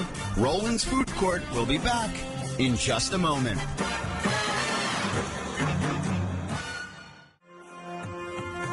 We are back with Roland's Food Court. Give us a call. 866-969-1969. Hello. We're back again, as Troy said. 866-969-1969. Dominic Ansel had to step out. He's been up since 3 a.m. He gave us the delicious cronuts and other delicious pastries. I like that. We have the Cuban Carl still here. And we have U-Bonds. And we have Josh. Josh is putting pulled pork. Josh, no, it's bark. Josh is dumping pulled pork into his shot of Jim Beam. Ew. That's like a couple of And I'm gonna cocktail try we it. used to call it. Try it. That's so country. Delicious. Is it good? It's like the first time I kissed my sister. But that was The yesterday. first time I kissed your sister was better, though. Fourth incest joke today, by the way. Jamie Lannister. It's only been an hour, buddy. I'm getting married in 2 weeks. That's true. I miss my sister. You know who's doing my wedding cake? Ben Israel. And cue number the 8 to go. crickets. He's an amazing patron. Not the Ben Israel. Yes. I never heard of him. Obviously a Gentile. So, who has been Israel? Fuck you. Who is he? I don't care anymore. Neither does Ben Israel. Who is he? I'm just trying to be cool. I'm just trying to do like a little private piece, but I guess that doesn't work. No, that only works for Josh because he drops the real shit. Yeah, right. Not Ben Israel. Like, who the fuck is that? Dude, he Sylvia Weinstock. That's who the. That's. He had a show on the Food Network, Ben Israel. He did the whole thing with the cakes. And your freebie connection. Hoping to get a discount on the cake price? This motherfucker, I brought him here. He's going to ask me for I gave him part of the cronut, that guy. Yeah. I don't even know who he is. I gave him part of the cronut, and I gave just him got one. out of jail. He looks He like would have taken apart anything. I hope he's not AB. That's all I can say. Yeah, I was reading Josh's article about Matthew Leahy. That's a great. Oh, I heard of him. Leahy. Yeah, all right. Yeah, Yeah, I You were was saying? reading your article that is hurtful. about the Brooklyn scene, about now the new trend is no reservations. Is that the new hip Brooklyn scene? Well, okay, I did two pieces. One was like my hate piece on Brooklyn, and then the most recent one was about like, Whoa. what? Hold on one second. Yeah. He's just not going to glaze over that nuclear bomb. What the fuck was that all about? Okay, I believe that Brooklyn restaurants mostly blow, and I don't feel that has Blow up. fact has Blow been like schmod. I really feel that, okay, like, it's not, there are restaurants like this in Manhattan that are grotesquely overrated, that have insolent Like service. what? Give me two. I mean, I don't want to say the names of them. Say the first name and then whisper the phone number. Okay, let me say this. There is a famous, well-hyped restaurant on the Lower East Side that everyone is just crazy about, which... McDonald's. Exactly. No, look, I mean, to answer Roland, to answer your original question, the whole no reservations thing, it's what I would think of as the cronut principle. New Yorkers, yeah. Don't be talking shit about people that just he wasn't talking this shit with the Listen, French guy. I have the highest regard. You were rubbing fucking pastry on your nipples with me. He had raspberry lime ice all over his You balls. better man the fuck up, man. What do you think? What is this shaped like? A big black nipple. No, I was thinking a butt plug, but anyway, the point is... Obviously two different tastes. Look, the no reservations thing... The no reservations thing is just a way to manipulate a hyper-conscious, like socially hyper-aware, freaky, patronizing, stratified Manhattan dickhead principle that basically values scarcity more than quality. That's why people go in there, they only care about the cronuts. The guy's got 15 different kinds of magnificent pastries, and nobody cares. They just want to be the only guy in the office with a cronut. Yeah, we have on the hotline Brett Eldridge. He's from Nashville, Tennessee, a country singer. He has a new album, Don't Ya? How's it going, Brett? How are you? Okay. Kind of a non sequitur. I know. I've been drinking a lot, Brett. I apologize. That was one of the best transitions I've ever seen. I took too many shots. I apologize. Martha Ray is here. Dynamite dropping, Monty. I apologize for Slick that. Rick's coming up. Tim Conway up And next. the Wu-Tang Clan has India to the stage. The Wu-Tang with their peach pie cobbler recipe. Peaches is here, and Herb. Well, I've been carrying this drink. Is that guy still on the phone, or did we hang up on him? No. Hey, Brett, how are you? What's going on? I'm hanging out on a lake in Folsom, California. Oh, nice. In prison? Yeah, right next to Go. Nice. Are you playing a concert there tonight? What's that? Are you doing a concert tonight? We're gonna have a drink on stage. We're gonna play. We're gonna jam it out. Yeah, we're just having a drink on the lake right now. Yeah, no, we've been drinking here too. In Nashville, what's your go-to spot? Idea. What's your go-to spot in Nashville while you're there? What's my spot in Nashville? Yeah. For restaurants or going bars? out on the town, you got to go to Robert's Western World, and you got to get the burger or the recession special, which is a fried bologna and. Does anybody have any Adderall or anything? Yeah. I need to stay awake during this. So we have Josh here. He's very, very drunk. So sorry about that. Josh is wasted. So when's your next single come out? City, didn't know I had enough. When's your next single come out? I have two drunk co-hosts. My next single's coming. Courtesy my of next Reebok's single will be Barbecue out in Burger. about a couple months, but I'm on one right now called "Don't You." That's I miss the Beastie Boys. Beastie Boys. How much is it? Yeah, but we're. Yeah, man, we got a song out there called "Don't You" right now, and I got an album coming out in August, so I'm just working on all that. All right, thank you. Yeah, we're wrapping up the show right now, so it's Brett Eldridge at BrettEldridge.com. Thank you for calling, Brett, though. I'm definitely buying that album, though. We're running out. Sorry, we ran so late, though. Thank you, Brett. Yeah, man. Yeah, see you. Sorry, dude. Yeah, thank you. Bye. See you soon. That's all right.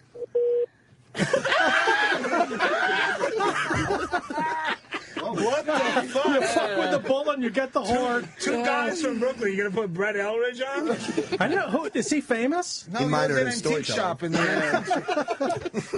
What the fuck do I know if he's Yeah, you famous? might as well be making your wedding cake. He's that famous. That's right. That's a long way from Pearl Harbor, Sammy. Yeah, no, I didn't know how to. How do you say that? Ease into the call, like hello. Yes. So we were from Brooklyn Cronuts, and then we're like, hey everybody, hello. Oh, actually, Joe McHale wants to call in. No, he doesn't. Yeah, he does. So Joe McHale. He's my buddy. So be nice to him. Oh, you fucking I thought damn we were right. talking about me this segment. Joe McHale's calling. He's more important than you. Joe McHale? Yeah. Did he own the hamburger restaurant? Oh, no. That guy? Yeah. Oh, I've seen him on TV. On Watch television. your fucking mouth, and he's No, calling. no, I'm sorry. I take it all back. Here we go. I just sent him the number. Joe McHale will be calling in any second. He's a good friend of mine. And a friend of the show's.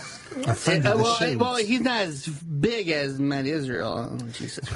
Matt Israel, he's doing my wedding ticket. Wasn't he the first minister? That cost me 2 G's. Wasn't he the first prime minister of the number is 866-969-1969. 866-969-1969. Again, the number, because Loudy here. 866-969-1969. Roland, while we wait for the talk soup guy to call in, would you... No.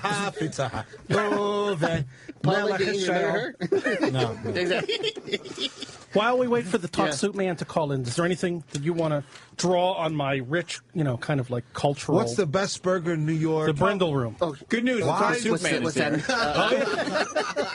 Why? Why the Brindle Room? I don't have that number. Is the talk soup man coming on, or can I answer? Pat Martin's coming, just called in, but I have to give Joel the other... Can you tell me the number through my headphones? Watch the show fall apart. Oh, sorry. And It's like the Hindenburg. There's Saul. Yeah, the wheels have completely come off at this point. We're all drunk on pork bark, and Barnes, barbecue Bloody Mary. drunk. The 3 bottles of Jim Beam had Don't say nothing it on on air, it. Roland. Roland's giving out the friggin'... Did you ever have the Jim Beam Black? Oh, it's fantastic. No, That's but I've had Jim Beam and then... Okay. Jim Bleem? Have you had a lot of Jim Bleem? We'll get him up. Hey, Like some more Bleem? hey, Pat, how are you? No, Josh is hunting me down. Hello, Pat, how are you? Hey, what's going on? Yeah, we have the U-Bonds people here. Hey, Patrick, it's the barbecue princess. What's up, sweet? Hi, how are you, sweetie? All right. All right, let's... Oh, come on. They're not wanting us to catch up on the air, I don't think. What? Let's cut to the bullshit, Pat. Right now, this is the Cuban. Listen, you're in the middle of opening a restaurant right now. How many people are freaking the fuck out right now behind you? There's a lot of them freaking out, and I'm about to be freaking out, Leo, if you don't get these fucking cabbage off the face. I love this guy. I'm serious. I'm freaking out, man. It's actually been smoother than I thought it would. Or it was smoother than my first couple openings, but it's still, there's never a new restaurant that opens that's not out of control, So a lot of new employees, they get freaked out. I had 2 girls cry. We've already had 2 people hook up in the cooler. All right. Hey, Joel. Hey, Joel. Thanks for calling in. We have. That was the previous host of Talk Soup. I have Josh Orzeski here. Orzeski and the Cuban Carl Ruiz here, and Dominic Ansel just left. He brought us 3 cronuts. He did 3. Wow, that's very generous of him. They're fantastic. Did you try them yet? Holy shit, a real because he was like, this is all I'm going to bring you. I asked for 6. He went, no, 3. It's Yeah. like, all right. People are selling for $40 on the street. Yeah, now they're going for $140 a box. Yeah, and Dominique even said it's not the best pastry in the place. I mean, it's right up there. But we covered that all. You already covered that. All right. Well, how is it to be then so I guess famous? Should I hang up? No, I'm No. kidding. How have you been though? Where are you up to right now? I am driving, going to dinner. I'm here in your lovely city of New York. Oh, nice. Where in New York are you going to? I'm not going to tell you. Oh. I just realized that because I had a few too many people that I'm just going to go to Times Square and spin around in circles with my finger pointing and blindfold and just stop. And I'm like, that's it. We're going. That's it. We're Nice. we're going to Sparrow. Oh, very nice. Oh, I thought you were going to go to Bubba Grumps. They have the best view. What? That's the drunk version of Bubba Gumps. Yeah, this is no one knows that one. This slur brought to you by Jim Beam. Yeah, no, this is that's the Cuban. He's my co-host, and he's drunk, unfortunately. I would go to a place that just serves that. That would be fine. There should be, what's your Mr. Cuban? What's your favorite restaurant in the city? My favorite restaurant in the city is Barbuto. But a good answer. But not a bad answer. Jonathan Waxman. It's the most simple place. I can bring every type of asshole that I know, and there's something there for them. Yeah, and we have it's very Josh here. simple. The food's clean.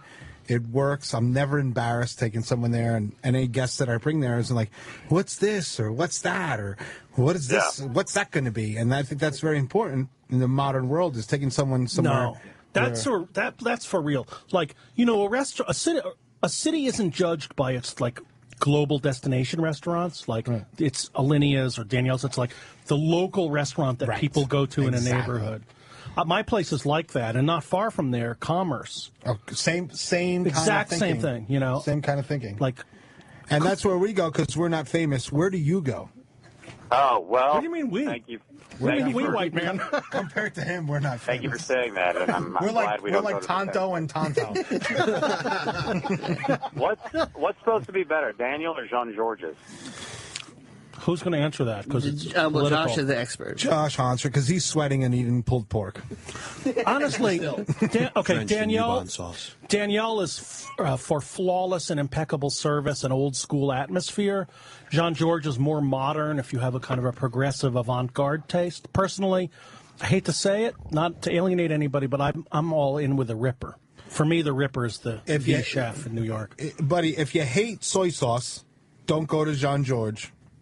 I mean, don't go to Jean George, and if you're fine with it, go to Danielle. The thing was, these are big restaurants where you're going to look great.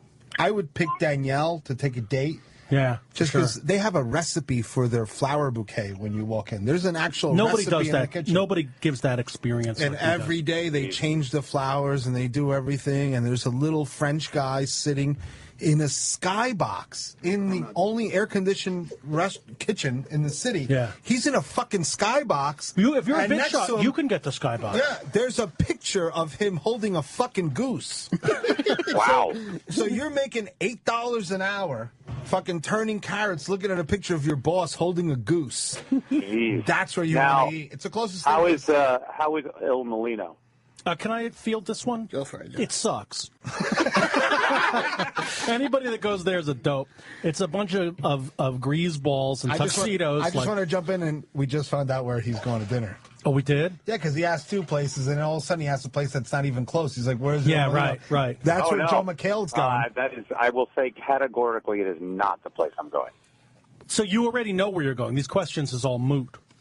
Yeah, no, I'm just because I've been here. I'm staying in New York for a while, and I want to. Are you staying at the London? No, God should. no.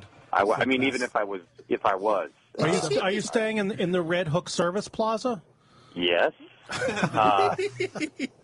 Now we have a restaurant in LA called Animal, and do you guys have anything similar to that here? No, we care about food here. Oh wow! Oh, that's okay. I mean, listen, Animal is a better version of 723 restaurants in Brooklyn. Wow. If you want to if you want to step up and be in New York and eat real New York food, like forget about all them like places you're talking about. That's like all for like altar-cockers and tourists. Stop yelping, Mr. McKay. Look, I'm not from here. Why would I know any of this? Well, that's why I'm telling you. You have 5 restaurants off the top of my head. You're talking to a food writer from Time magazine. No, it's Esquire now. I've moved on. You're not in Time anymore? The Time went out of business. They fired everybody. Oh. Yeah, that's another show. It's like Dude. So, well, but I would say the restaurants you should look at are not like big If you want a big destination restaurant, it's obviously either Maria or Le Bernardin or Masa. Yeah. But if you want to just go and have a fantastic dinner with great food in a true New York atmosphere with real New Yorkers, you're looking at Barbudo, Commerce, Hearth, restaurants like the Vinegar Hill House, Osteria Marini. Peasant, Cafe. I mean, those are the kind of, maybe not, but I mean, like MP Taverna, like Tertulia, those are the real restaurants. Let me tell you, the Peasant is a place that's been open for 12 years in New York City. Yeah. Open 12 years in New York City. The only thing more spectacular than that is living in Ohio and keeping 3 women kidnapped in your basement for 10 years. It's that. That sounds very smelly. That must be better. Having the 3 women in the basement must be better. So Peasant, Carlo, he's one of the best chefs. He built his own kitchen, hand by hand. He made his own ovens, and it's unbelievable. Go there, eat there. That's a wonderful restaurant. There's no celebrities there. All the bloggers are gone. Everybody's gone. And it's real New York food. Nice. His wife is the hostess. She's sitting there. You'll know her. She has a the wood oven. 1660-70 Rolex Submariner on. You'll know it. And then she's in the front. Frank's in the back. And they're doing real food. I went there with Guy Fieri the other day. And he was Name there dropping. cooking on Father's Day. On Father's Oh, Day. you went with Guy, so how was the popcorn shrimp? Dude, don't fuck around. He's a good guy. He's right, though. All right, Joel, we'll let you enjoy your dinner, and hope to see you soon. Now, do you guys like Luzo? Yes, I actually am a big fan of Luzzo. Luzzo is like the third best Do you pizzeria see how he in Lower Manhattan. quietly corrected your pronunciation? You're talking about the pizza on First Avenue? Have you been to Losers? I live there. I live there. That's my house. You're talking Leslie's about. from Yazoo City, Mississippi. What's She's your been to favorite Losers. pizza in the city? Italian. DeFara. The best pizza anywhere in the Lombardi's. world is I DeFara. love Ruby Rosa. That place is. Yeah, that's all right. I like Lombardi's. Can I don't mean to dissent, because you know I have the utmost respect for you. We're as not a- in the fucking Supreme Court. It You blows. can say whatever you yeah, want. Lombardi's blows. That's been like riding It's on salty. Your it's been- mother. It's been in my humble opinion, that's been riding on its coattails for years. You know, there's so much great pizza, and it is very good, What about but it's not in the Roberta's? top level. Roberta's in Brooklyn. That's a very good pizza. I wait 3 hours. Yeah, the working man slice is the best thing there. Yeah, I wait 3 hours. I have the smallest titties between all three of us. I say Lombardi's. That's why you have the small titties. Thank you, Joel, for calling in, though. Roland, thanks. Holy shit, man, Joel. I learned Joel a McHale, lot. man. In this 4 minutes, I have learned more about. Joel, you can email me personally at any time, and I will give you the restaurant hookups. All right, what's the email? I gotta say it on the radio. Joel, I'll text it to you. No, he's just say it. What's the problem? It's josh@metopia.org. All right, great. No, yeah, I'll take it. Is it really? Yeah. Oh, great. He's the best. He's probably the best food writer of our lifetime. No, you really think that? I think so. You know what? That feels nice. All right. Well, this is Roland. Congrats on the show. It's great. Thanks. Hope to see you soon, though, Joel. Never. All right, no. I will, definitely. I know. Definitely. I'm a big fan, man. All right, Thank Joel. you so much, you guys. Enjoy your dinner. I will be emailing you. Okay, see ya. Have fun at Il Menino. He's so going there. He's so going there. We have a caller, Kim from KC. Uh-oh. Yeah, that's me. Go. Hello. Yeah. Can you hear me? I can hear you, unfortunately. All right. I had a question for the barbecue guys. I'm doing a brisket tomorrow. Should I soak my wood chips, my wood chunks? Bye-bye. I'm bored. Let's go to Larry, Tennessee. Suck my wood chip. Suck your The answer was no. Larry. Hi, for the U-Bonds, are there other barbecue styles that you will eat? Will you eat Eastern Carolina-style barbecue or South Carolina-style barbecue? I'll eat them all. They're so different from each other that it's like it's like different ethnicity food. It's not the same. I love Kansas City style ribs. I love South Carolina pulled pork. So yeah, I mean, it's barbecue is so different from region to region that it's like totally different fare. Yeah, I wondered, with you being raised with world-class barbecue, if you would be interested in the other styles, because my personal But opinion... what is world class? Because no other country competes, right? Denmark's got a team. Denmark's got a team. Why would you go up against the best? If you're the best, kicked ass why at would they Amsterdam. come up against you? Come on, you can only. But I'm saying they're not. I'm not trying to fight with you, GI Joe. All I'm trying to say is again. All I'm trying to say is there's no other country that competes in barbecue, right? Not now, but we're seeing barbecue as a trend kind of starting to jump. Let's see if Pat Martin has an opinion about this. Hey, Pat. Mr. Pat Martin, welcome back. I'm sorry, the Cuban hung up on you. He's an asshole. He knows that's not true. One too many Bloody Marys. Pat, are you the Pat Martin from Virginia or the other Pat Martin? There's only one Pat Martin. That's a definitive answer right there. Nice way to find out who the guest is. Are you the Pat Martin from my child support case, or are you? Let me put it to you: that Pat Martin is a Pat Martin's plural. Oh, okay.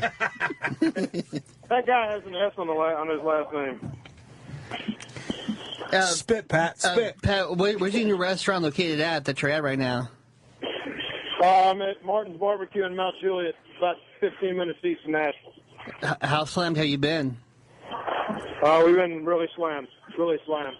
It's a new restaurant opening. Everybody's curious about it and excited, and I'm glad they are, but it still doesn't take away from the pain, the misery and all the bullshit that happens in a new opening. But it's fun at the same time. Yeah, I met you at the barbecue festival, and your pulled pork was phenomenal. I had tears in my eyes. This guy is one of the truly elite figures in the barbecue community. He was like a rock star. People have enormous respect for him as a barbecue. And yet we hung up on him as soon as Joe McHale called up. He's a big star. What are you talking about? Pat Martin's been my friend for a long time. Pat is probably one of the things that I define barbecue by is whole hog cooking. I think, you can make ribs, you can make brisket, you can make whatever the fuck you want to do. But cooking a whole pig, incredibly challenging. It's incredibly challenging. The temperature of the pig, the thing, where'd the pig come from? It's not even about that. I mean, think about what it's like to cook a pork loin, like how lean a pork loin is, and then think about cooking a pork shoulder. I haven't cooked a pork loin since I quit from the gay bar that I was the chef. Yeah, no, pork loins is from hunger. That's awful. And Pat does a whole hog the right way. He cooks it skin side up. He doesn't just stew it in its own fat. Right. Yeah. I mean, it's easy to cook a whole hog when you cook it skin side down. I mean, Pat took me to his rig and I ate his stuff, and then he took me to some other guy. What's that one where you get the skin and put it in the pulled pork? That's North Carolina where they chop the skin, right? Yeah, like that's Sam Jones. Sam Jones, that's the guy we're hanging out with. I have to say, I'm sorry. Oh, no, go ahead. Sorry. No, I mean, Sam Jones barbecue and Rodney Scott's barbecue, from the Carolina perspective, that's the best pulled pork. That's the Ferrari of Yes, it is. Pat, what's that barbecue place you took us to that was like a rickshaw type barbecue? The guy that looked like Samuel L. Jackson with all the wood and stuff. What was that guy's name? Rodney. Which bar? Yeah, Rodney. Is it Rodney or Remember the guy that built it all out of like tinsel and stuff? He built a whole. It was Rodney. That's Rodney. Yeah. Rodney Scott. Yeah. He's part of the Fatback Collective. Rodney. He was doing a good job. He was making some good stuff. He's really great. Rodney made me and Sam both look like dumbasses because me and Sam spent, I'm embarrassed to tell you how many thousands of dollars on our rigs. And Rodney goes out here and gets some 1-inch tubing, sheet iron, and fucking makes a big square box and puts sheet metal on it. This guy gets a barrel and he welds truck axles through it to keep the wood from falling through. I mean, he is a true pro. Yeah. He cuts down trees with a chainsaw for his wood. That's what Pat was telling me. Pat says, "Hey, this guy cuts wood half the day and does barbecue half the day." He's making his own charcoal. It's unbelievable. Unbelievable. But we're talking about Pat Martin. He's making him talk about some other barbecue. No, I love Pat Martin. Pat Martin will be on this show every day doing the weather if we could. Pat Martin's awesome. I love Pat Martin. Yeah, it changes us. Like before, like the cooking, now they're like each cook is like a celebrity. And when he walked through that barbecue festival, people are just like pouring in.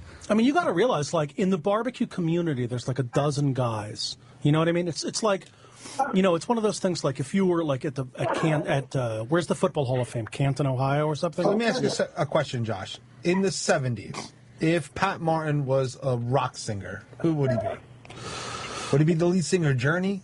No, I see him more as a David Allan Coe type. Yeah, definitely. Okay. Wow. What would Gary be, Leslie? I just knew Journey. What would Gary be? Show him Steve Perry. Sinatra? Oh, no. Definitely not Billy Davis Jr. But Pat, you are a great barbecue, and I have immense respect for you. I've only gotten to try your food in New York, though. I mean, can people really, when you do it out of town and you go to places like, are they really tasting your product, or is it like is it like terroir, like it has to be, where you cook it? Well, when you do something like Big Apple and you have that many people, I don't think any of us are. I don't want to say. I don't think every sandwich can possibly be our best. It's very difficult, especially when you're dealing with. They're kind enough to give us 15 or so volunteers who, believe me, it's a humongous help. But it's so expensive to bring an entire staff up there and to make it all happen. other events like food and wine events where you're doing maybe 250 or 300 people at a VIP, that's a lot easier. When you're doing 6,000 people, you know, it's much more difficult, and it bothers me a lot.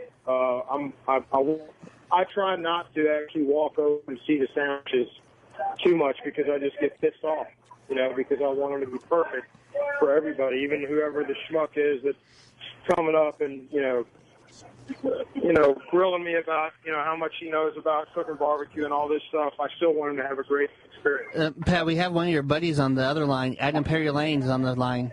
I love that guy. I've never met him, but his book that just came out is, I don't know if it's changed anything to him, but I've got Reese fingerprints and Dirk fingerprints all in his face. That's cool. Like this guy, there's some people that come out with books, you know, every spring people come out with all their grill books, and 90% of them are the same bullshit. That's so true. The truth. There are some guys that come out and really try to change things and really push an envelope's a strong word, but really challenge things. And, but you're one of them, Pat. You know what I mean? You're one of them, Pat, and you're doing a fantastic job, and it's fantastic. It's like my buddy Matthew Sprawls. I mean, he has a barbecue team out of Illinois called Motley Q. And they became the grand champions the other year. We'll say hi to Adam. Hey, Adam, how are you? Go ahead. Hey, man, how you doing? Great. We have Pat Martin on the line, too. He loves you. Hey, Adam, how you doing, man? Thanks for the compliment. That's really kind of you. Well, it's the truth, man. It's the truth. Adam and Chris Schlesinger are the two guys I've never met who I respect. I just respect immensely. Oh, thanks, pal. Appreciate it. Adam, I go to your place a lot. I drink a lot in the middle of the day. And before I go into Lincoln Tunnel, I stop and at the Penthouse Club. I got to say, I'll second what Pat says. Like, in my opinion, I've read every grilling book that there is to read. Adam is like, he's the James Joyce of grill. Like, he's the only person, he completely revolutionized. It's a new paradigm. Yeah, of course it's me. Hey, Pat, put your phone on mute so we don't hear the people going crazy in the back. All right, Leo, hold on. How do you turn this goddamn thing on? That's barbecue, boy. That's barbecue. What do you do, turn around and tell everyone to shut the hell up? That's a real chef, man. Is that it? Close enough. Close enough. Can you still hear me? Yeah, we can still hear you. God dang it. All right, hold on. Adam, it's Josh. Hey, what's up, buddy? How you doing? I really feel like you are the meat guru's meat guru, you know? Now, I wonder if you would tell everybody. Yeah. Adam has a thing that he did. He did it for, like, on a Bon Appetit video, and he was going to do it. I mean, tell me about we lost his baseball bat. Yeah. He has a thing where he takes a rib roast, he pulls out part of the bone, and he beats the fuck out of it with a baseball bat so he can cook it like a steak. It's one of the most... Yes, yeah, that's And amazing. you know what he does? He takes, like, charcoal on a microplane and makes, like, charcoal salt. This man he's, you know... And he gives it herbs and makes, like, a little brush. Yeah, with a board dressing. Yeah. All right. Well, anyway, I'm sorry. I don't mean We'll stick to drinking beer and smoking meat, low and slow. No, Adam, I mean, your food is fantastic. I mean, I didn't understand barbecue until you opened your place. I went to a birthday party, and he did the whole hog in the back, and I was like, oh, I thought you were going to say at the Penthouse Club. So no, I go Adam there had a great steakhouse at the Penthouse Club. Yeah. Adam is as good with steak as he is with barbecue. This is just his thing now, is grilling and barbecue. Like, his classical French training, he can do anything. That's why he's so good at grilling and barbecue. I got to get you guys out because I'm doing this. I just bought a 45-foot flatbed trailer, and I just mounted. I customized this barbecue pit with the guys at J&R, and have a coal generator. We're burning pecan and post oak, and we're going to cook 3 days a week. I'm sleeping down there in Los Angeles in Kimmel's parking lot. Yeah, and, are you doing a pop-up restaurant outside Kimmel's parking lot? Yeah, it's starting July 9th. We call it, like, the pop-up word kind of gets to me a bit, so I kind of like changed it up, and I'm like, we're going to call it the backlot barbecue, you know, because pop-up is just, I don't know, it's kind of just like so many people are doing that, and just kind of seems so temporary. For us, we're going to do this for 2 months, and I got a cool Airstream in the back. I'm just sleep there. I'm going to slice everything myself. I'm going to cook everything, and no automation, just all a shovel, coal, and burning wood. I was really inspired by, Josh turned me on to this video, Rodney Scott of Cut, Chop, Cook. Yeah, and I just was like literally, I was on the phone. I'm like, this is it. This is it. I got to recreate this, and it just was like a cleansing experience. It's like doing like a water fast or something. Just there's so much gadgetry out there. Once you got to reset the clock and just like bring it back to the truth. Like, wouldn't you agree with me, Adam? Like, Rodney is almost like a kind of like, not a religious figure, but I mean, he's somebody like the Dalai Lama of barbecue that, like, when you get back to the most elemental thing in barbecue, like, there's something pure about what he does. It's almost like living history. It is. Yeah. It's beyond. I mean, the guy blows me. Aside from being a really genuine, unbelievable, nice guy, I had the pleasure of meeting him at Metopia, up in New York, and which is Josh Jaworski's gig. Yeah, it was an insane event. Aside from that event, it was raining so hard. I remember I was barbecuing with Aaron Franklin. We were like ankle deep in water, afraid we were going to get electrocuted because we had like all these power lines underneath. Besides that, so we were cooking right next to them. These guys were just burning, making charcoal, and I'm like, oh man, I got to start doing that, And so it just became a reality. But Rodney Scott, he's unbelievable. This guy. Did you ever make pig bone charcoal yet? I have not. That's something that Sean and Rodney do, where they burn down pig bones into charcoal. So it's like another layer of pigness. Interesting, man. I got to try this stuff, man. That's pretty wicked. Adam, look, I've like totally like elbowed out everybody in the radio show, but I emailed you last night. Hi. And oh my God! I'm trying to talk Adam. Put your lipstick on slowly in the mirror. I'm trying to talk Adam into cooking at Metopia, Texas. Can I tell them about the idea that I suggested? And you can tell my answer to you. Yeah, this is one of the best things I ever had. Like, I'm totally saving this email forever. So, like, I wrote him. I said, "What if we took a whole side of beef?" Boned it out, which is not that hard. All the primals, like the meat's on the outside. So you boned it all out. If you're not fucking Voltron, that's heavy. Well, yeah, I mean, anyway, you bone out a whole side of beef. You slather it with bone marrow and caul fat and maitre d' butter and black garlic. Bone marrow. I will not talk to anyone that uses bone marrow in a fucking good. sentence. Bone marrow's good. It's overdone. Whatever. Let's say you take out the bone marrow and you put something else in. Fuck bone marrow. Listen to this. Listen. I'm upset. All right, forget the bone marrow. You take the whole side of beef. You're going to take this. Designer Matt Eisen. You take listen to this. Listen. You take the whole side of beef and you roll it up into a giant brajol. And then cook it on a monstrous spike over slow embers for hours and hours. Okay. And I wrote it to Adam, and he wrote me back and said, "Is this God speaking?" I think that makes sense, but I think that like old primitive ways of cooking like that would have been on some fucking cave if it worked.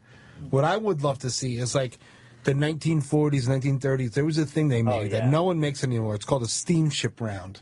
Oh yeah, I got someone making it. I got a guy making it. That's a work of art. To me, I've never had a steamship round done properly. Tell them what it is, because it doesn't sound like anything. Go ahead, Adam. Oh, you want me to? Of course. You're famous. I'm not. It's the hind quarter of the animal, and it's just cooked in such a way. It's very ceremonial, even down to the saber that they use to slice it. But it's just cooked through. It's just this enormous, impressive, giant roast beef cooked on the bone. There's a whole ceremony how you carve it. Oh yeah, it's incredible. You know? It's like, literally the whole. It's like savoring the champagne, and the leg, and the whole thing. And I think steamship rounds.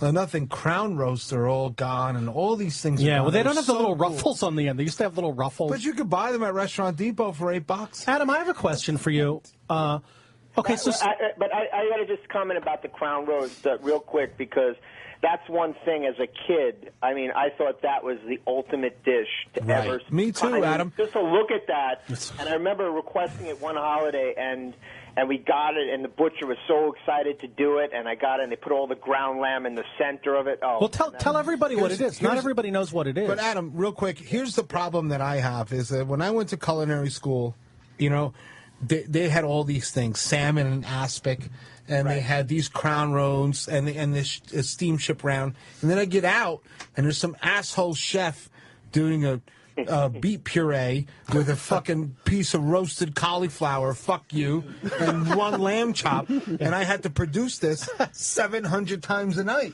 Right, and I fell in love with the glory of late 70s. See, that's why when restaurant cooking. This is exactly the right guy. The first time that I ever met Adam Perry Langer, it's bullshit listen to now, this. like foraging. Fuck you, foraging. I foraged for my keys in the 80s when I'm all coked up and I think the cops are coming. I'll forage for my keys. I thought that was Thursday.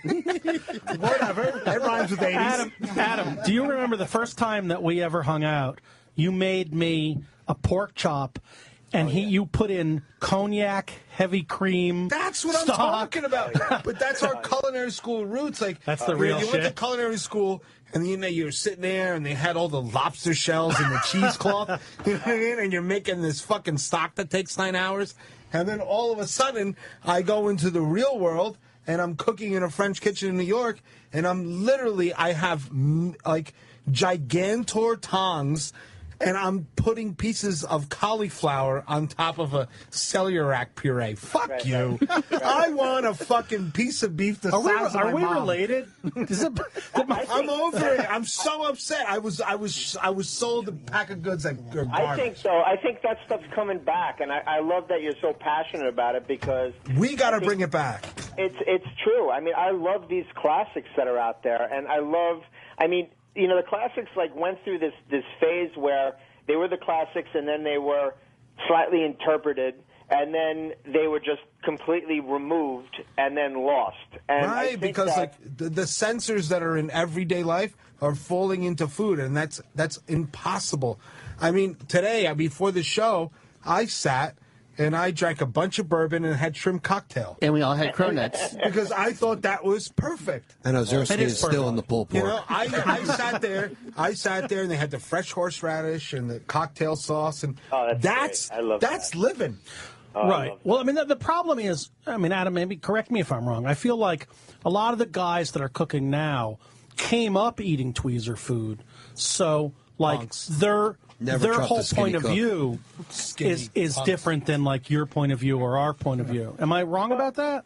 Well, I mean, I try to stay away from, like, intense, like, gross generalizations because I think deep in the heart of every true cook or every true chef, I think they really do have a deep reverence for, like, different time periods of food. And it's not, and anybody who just basically says, well, this is all I'll do, I just don't really pay much mind to. I think there's really a place for just everything as a moment in time. Now, I don't really, my answer in terms of getting into barbecue and live fire cooking was really my kind of answer, my fuck off to, like, the immersion cookers and all the different... Fuck those people. Yeah, because... Fuck those Mr. Gadget, Mr. Wizard motherfuckers. I think that it has its place, you know? I think we won't even put a fan in our firebox. I'm not gonna subscribe to a whole cuisine whose patriarch has fucking tongue cancer. That's not a nice thing to say. It's not, but That's it's not- the truth. that's not. Old French chefs. Reel it in, pal.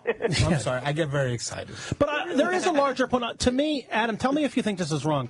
To me, sous vide is a perfect symbol of everything that is wrong. It's like the analog versus digital divide. No, but look at this. I agree with you. Don't deny it. I think it has its place, but it's not the answer. I think that this stuff is... I didn't get into cooking to push a button. I would have been like a lawyer or something. I don't know what I would have done, but I wouldn't have cooked.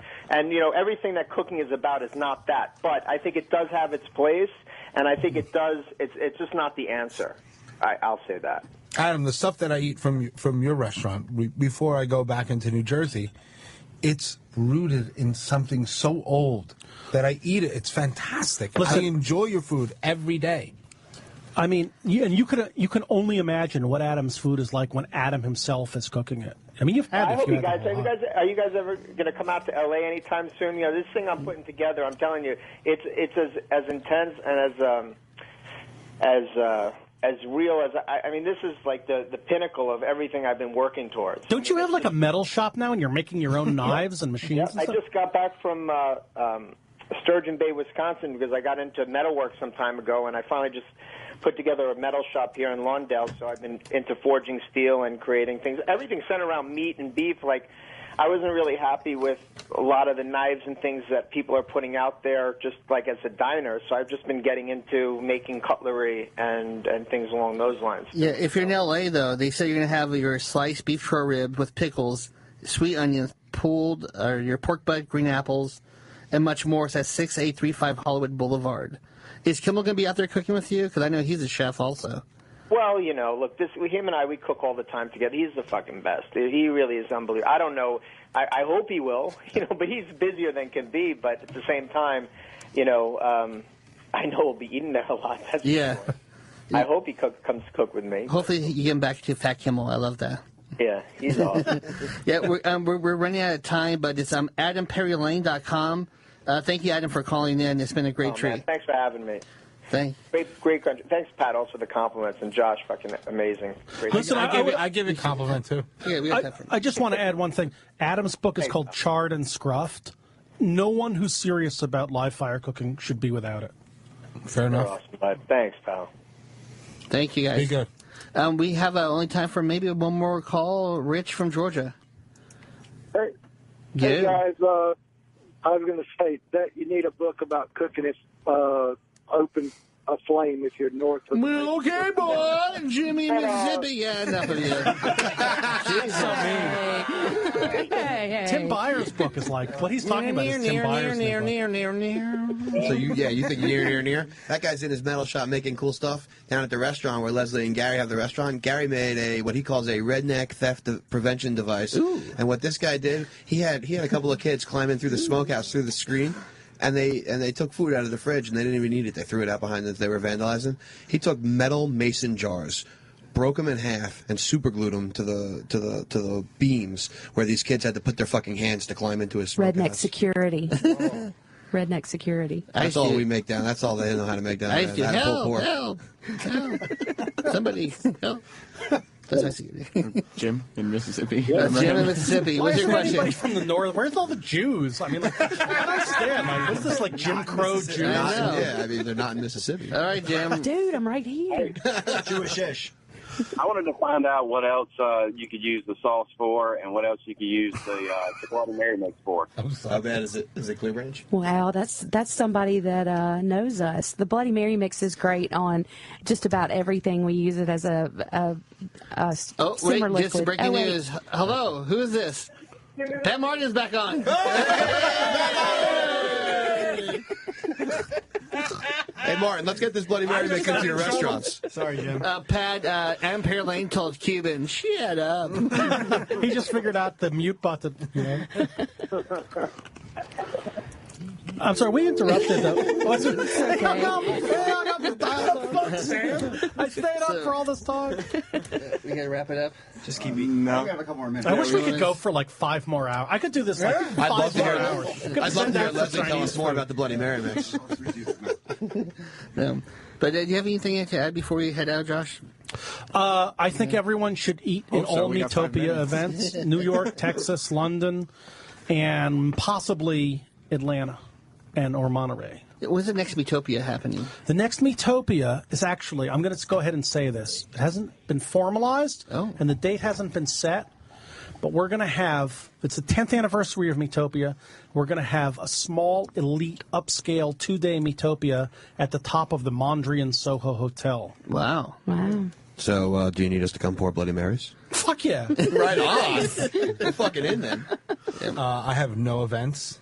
What about? I'd like to be invited. What about Israel Klein that's making your cake? He's making my wedding cake, you asshole. Isn't that Chaim Melvin? Nobody eats the fucking wedding cake. And the Ubons, thank you guys for bringing your delicious pulled pork. Thank you. And my buddy, it's our pleasure. and my buddy from Heartland Brewery, who brought all the booze for us. Yeah, fantastic. Thank you. Oh, well, Carrie Martin. We still have time. I'll throw this out there. Due to Carrie, I misjudged the time. So if you do have a question, 866-969-1969. I'm in trouble, man. I have a question. I'll be a call-in. Okay, long-time listener, first-time caller. I have a Midtown escort doing in-call service next Thursday. Nice. I'm looking for a girlfriend experience. What kind of egg foo young should I bring? The Cuban. Small noodles, because what you want to do is later you want to freeze it and use it as a sex pillow. I'm learning new things every time I come to New York Am I City. the only one that knows that? You know that I know a guy who's very wealthy. Okay. And one day I was sitting there bullshitting with him, and he goes to me, he goes, you use hookers? So I'm like, no, not right now. But Relaxation therapists. he's like, I hire hookers, and I have them have sex with a legion of mannequins that I have in my living room. And then I masturbate watching them kiss my mannequins. This is a true story. This guy owns like 30 fucking restaurants. Roland's wishing it was 10 minutes. And right now. I said, that's fucked up, Roland. You know what I mean? Like, That's a lot of mannequins. I'll tell you, people who own multiple restaurants, I won't say who it is, but I know a guy who owns several restaurants. Your cousin. Listen, this guy is like a pervert's pervert. Tell me who he is. I won't say, but here's the Write it cool down. thing. Like when he talks about like what he likes in terms of a woman's bust, he's like, "Oh, They have to be 700." No, They have to be under 97 degrees. I think about 700 cc's. You know, What? 800 cc's. Are you serious? Yeah, because that's the silicone. Yeah, no, I get it. Yeah, I've been a guy for a couple days. I can't do my taxes, but I know what the fuck 700 cc's are. What's the next article you're working on right now? For I'm Esquire? doing for Esquire. I have a big thing coming out about Chinese pork. The Chinese bought Smithfield pork, so it's like the axis of pork evil now. That's going to really affect us down at U-Bonds. It is. Well, and then they cook a lot of Why pork. is it going to be the axis of pork because evil? like What the fuck's that all about? Smithfield pork is pure evil. Everything horrible you ever heard of came under their umbrella. Why? Because they're a giant commodity. They're an umbrella corporation. So they're we hate them holding because they're company. big? We don't hate Apple? We hate them because they bought. Okay, here's the thing with pork. Okay, pork you can do it two ways. You can have animals and feed them and eat them, which is the way you're supposed to do it, or you can create a giant factory like iPhones and like cut off their tails and noses and like squeeze them into gestation crates. That kind of evil shit makes bad tasting food. It's bad for people, and it doesn't help anybody except the shareholders in a giant faceless umbrella corporation that doesn't even have an owner. And now it's being bought by China, which is an even larger and Because more they like impersonal shit entity. like that. Listen, in China, you know what they do in China? like in Occupy China, Wall Street. in China, they will Occupy cook Swine the Street. feet on a duck while it's alive. They'll serve a deep fried That's fish bad. that's half alive and half dead. That's bad. Well, it's not good. And I love Chinese food. I got to adjust my bad and good. So it's bad to do this to a pig? Yes. Listen, I love meat. I'm the ultimate meat eater, Right. but I love animals too. Happy animals make But tasty meat. if God didn't want us to eat animals, he wouldn't have made them out of meat. That's a good bumper sticker line, but it obfuscates. I have a Mazda too. Well, I can't fit it. we are out of time right now. I just want to thank Adam Imperial Lane for calling in, Dominic Ansel for bringing the cronuts, U-Bonds for bringing the delicious pulled pork, U-Bonds sauce Josh- and U-Bonds barbecue Bloody Mary makes. Josh Orzensky. Oh, fucking Knock him out, bro. Is it Orzens? Or Did you say John Krasinski was Josh here? Orzensky? Shit, Mumsa. I know you know how to spell my If name. he's still around for time, He he ran knows the names. whole This is like show. Rupert Krupkin, Hopkin. Joe McHale, Pat Martin, and Joe McHale. Brad- Brad El Molino. and Brett Get the garlic Eldridge bread. for taking these two. Pat Martin's still waiting on the phone. That's the Pat Martin is going to call in and eat him in it. Pat Martin's roasting a pig live. The food court is now closed. Thank you. Bye. The food court is closed. This is Roland Campos. After years of living in New York City, he's experienced it all. From burgers to bonbons, Roland has taken more than a bite out of the Big Apple. He comes to you today, ready to rate all of New York City's food. This is the Food Court. Welcome to Roland's Food Court, the second show we are having right now. We have a busy show today that I overbooked. Sam said I was a moron for overbooking it. But please call us at 866-969-1969, 866-969-1969 for your questions. Back on the food court, we have Carl Ruiz. Hello. From Blue Rock Consulting, a.k.a. The Cuban, and the owner of Maria's Italian Specialties. There you go. Recently on Triple D. Yeah. And then now we have Iron Chef Michael Simon here. Hello. Thank you. And Chef Sarma that shot messed me I just up. want to skip it. Like, I want to be like Oprah in the chair and it's just like skip someone hit my brain. I'm like, yeah, Melangilis. It's a Latvian name. And we have Julia here from SiriusXM. She's here to make a cocktail. And pretty soon we're going to have on the phone Randy Gerber. He's going to call in to promote his... It's a good-looking dude. And he's calling in to promote his... Oh, there he is. George Clooney's Tequila. And we'll get him really quick. Is he on? Hello? Okay, now he's on. Oh, Randy? Yes. Oh, hi, Howard. Thank you for calling the Food Court Show. Sure. I'll lay the land out here. It's a busy show. We have Chef Michael Simon here. Right. Sarma Malang. Just skip it. Sarma. And we have Carl Ruiz. He's a consultant.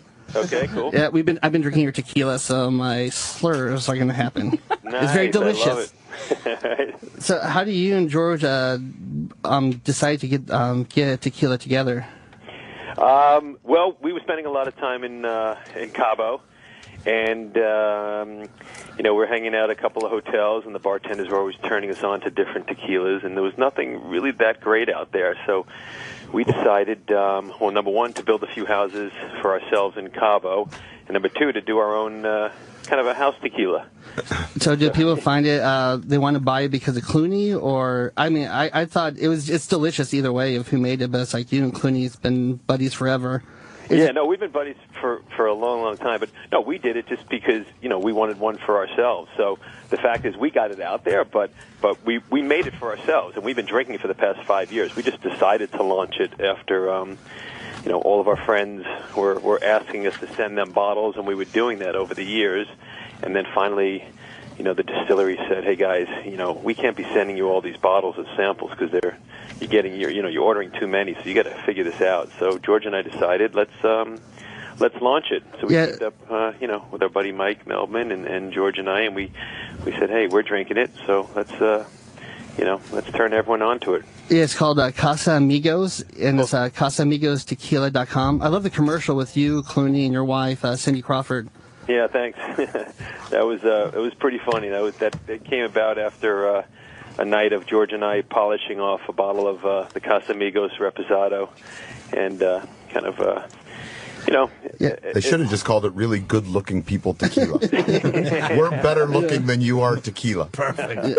Is it true George actually crushes the agave with his feet? Agaves? Yeah. Oh, we all do. We go out in the fields, we pick them, we crush them. Yeah, we're just.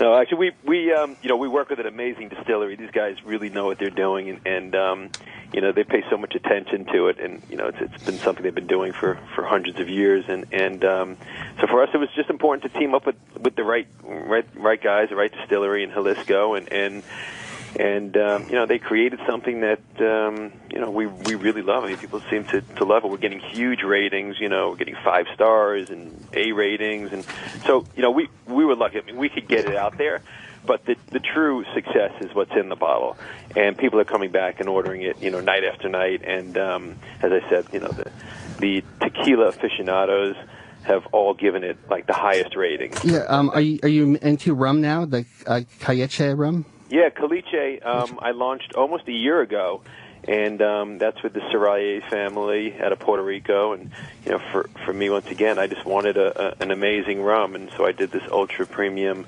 rum called Caliche. And this family's been in the business since the 1800s that I teamed up with. They sell 70% of the rum in Puerto Rico is all done by the Seraille family. So I teamed up with the right guys, and it's people are now switching from vodka to Caliche because you're drinking on the rocks, and the same with Casamigos with was tequila. We wanted the smoothest, best tasting tequila you could have, and something that you didn't have to cover up with a salt or a lime. I have a question for you. It seems like you're just mimicking Sammy Hagar. First you're not making some tequila, now you're making rum. Does Sam know about this?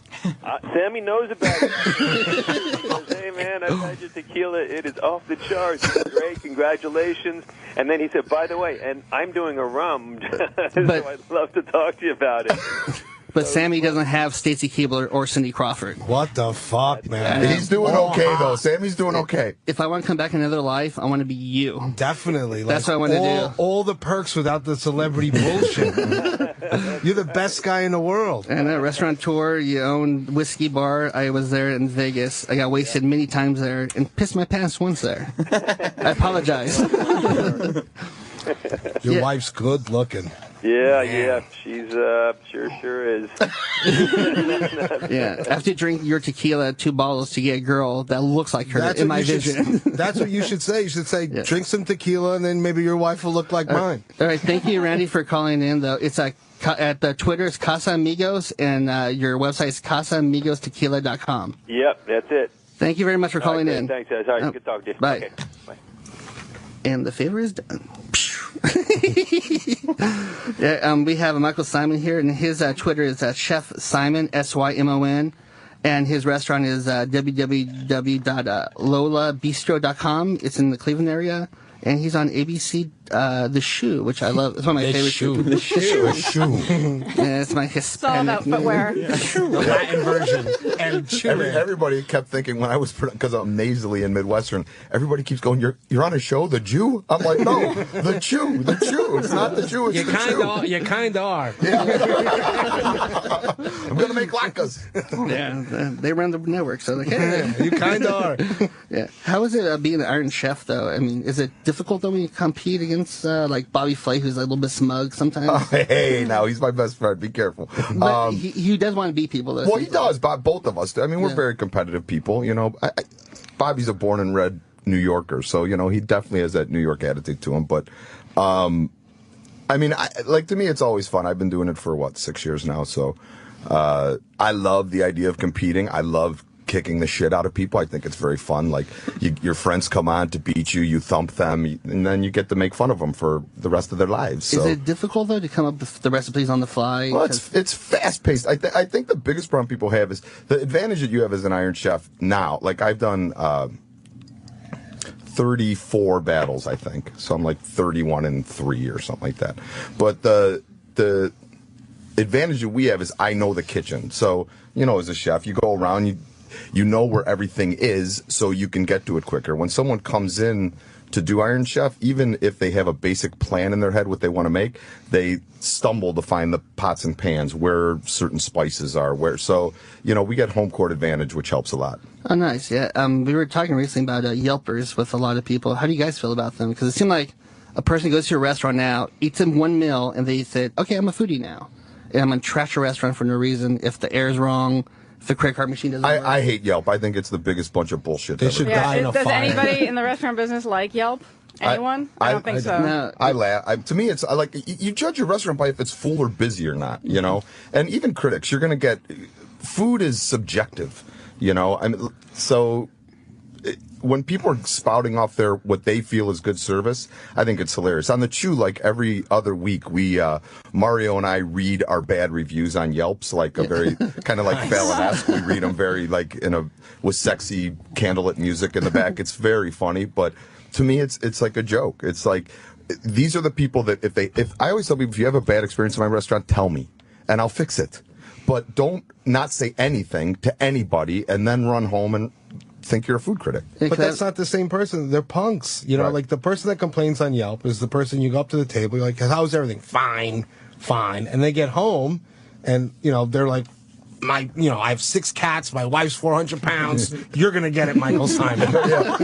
Or they just never left their basement in the first place. You know what? I didn't make it to Comic-Con this year. You're going to die. You're a dead man walking. You're a dead man. We had a... there was, I guess, this person on Yelp that bashed us like numerous times, and one of my managers became obsessed with them and kept finding their whatever, however you trace people online. I have no clue. He seems like a closet Yelper. And found out it was the restaurateur next door. Oh my God.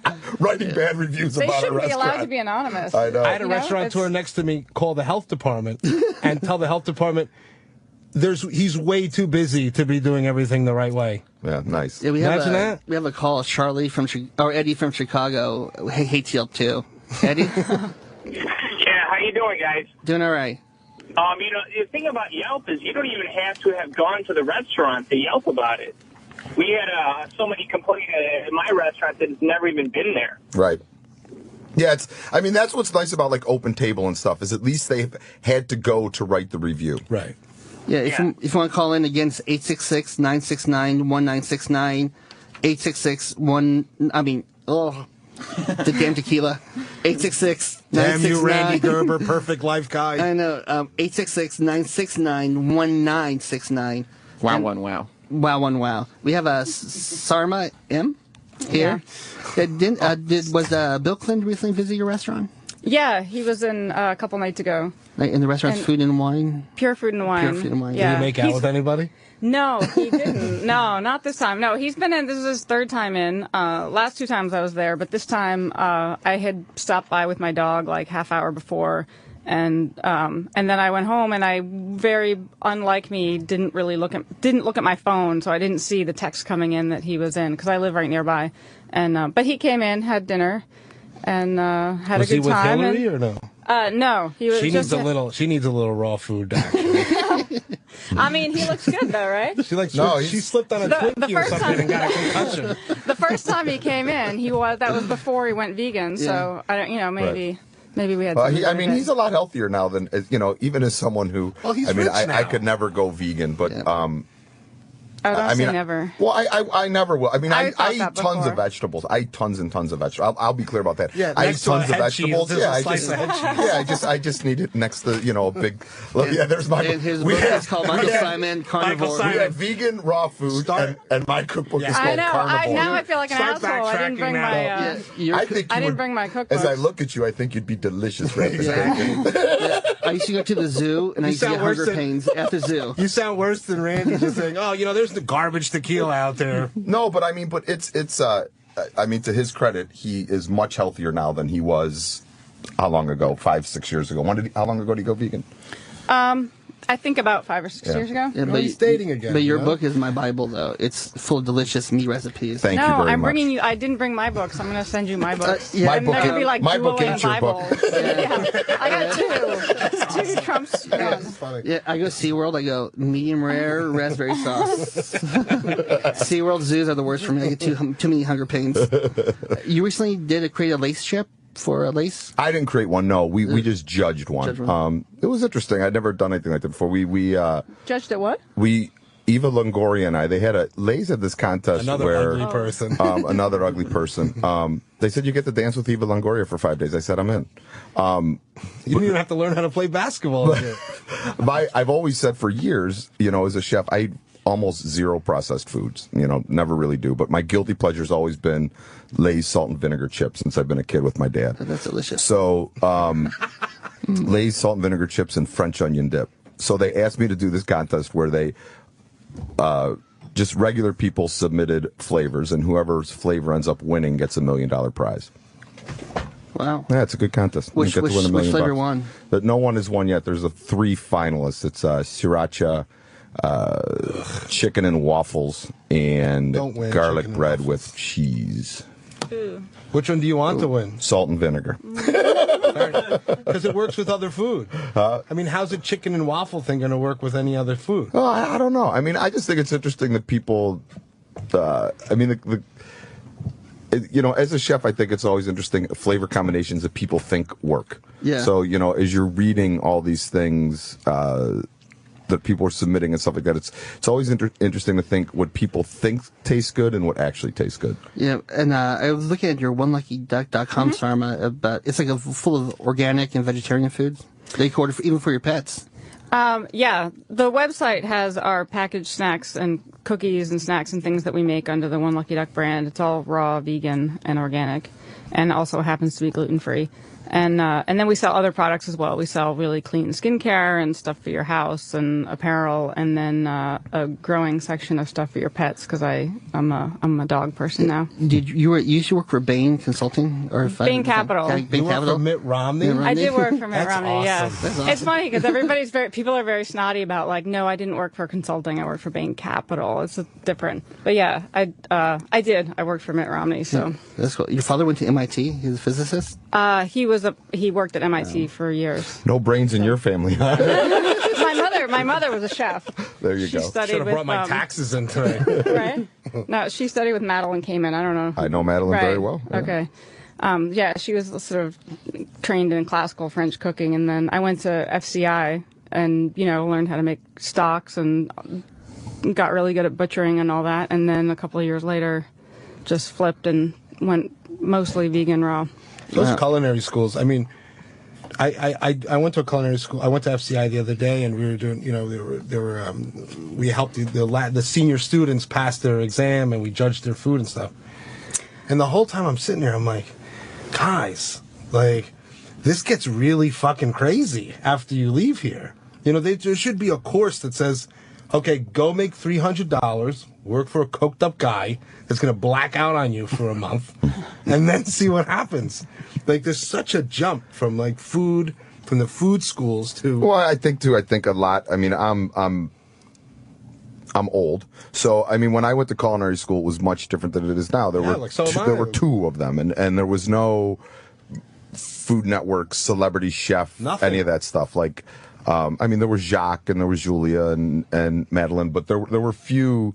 It was a different time. Now there's probably hundreds of culinary schools, so there's these students coming in from everywhere, and they have this strange opinion, or not even opinion, but thought process on what's going to happen once they graduate. Like I remember we do at Lola we do stages.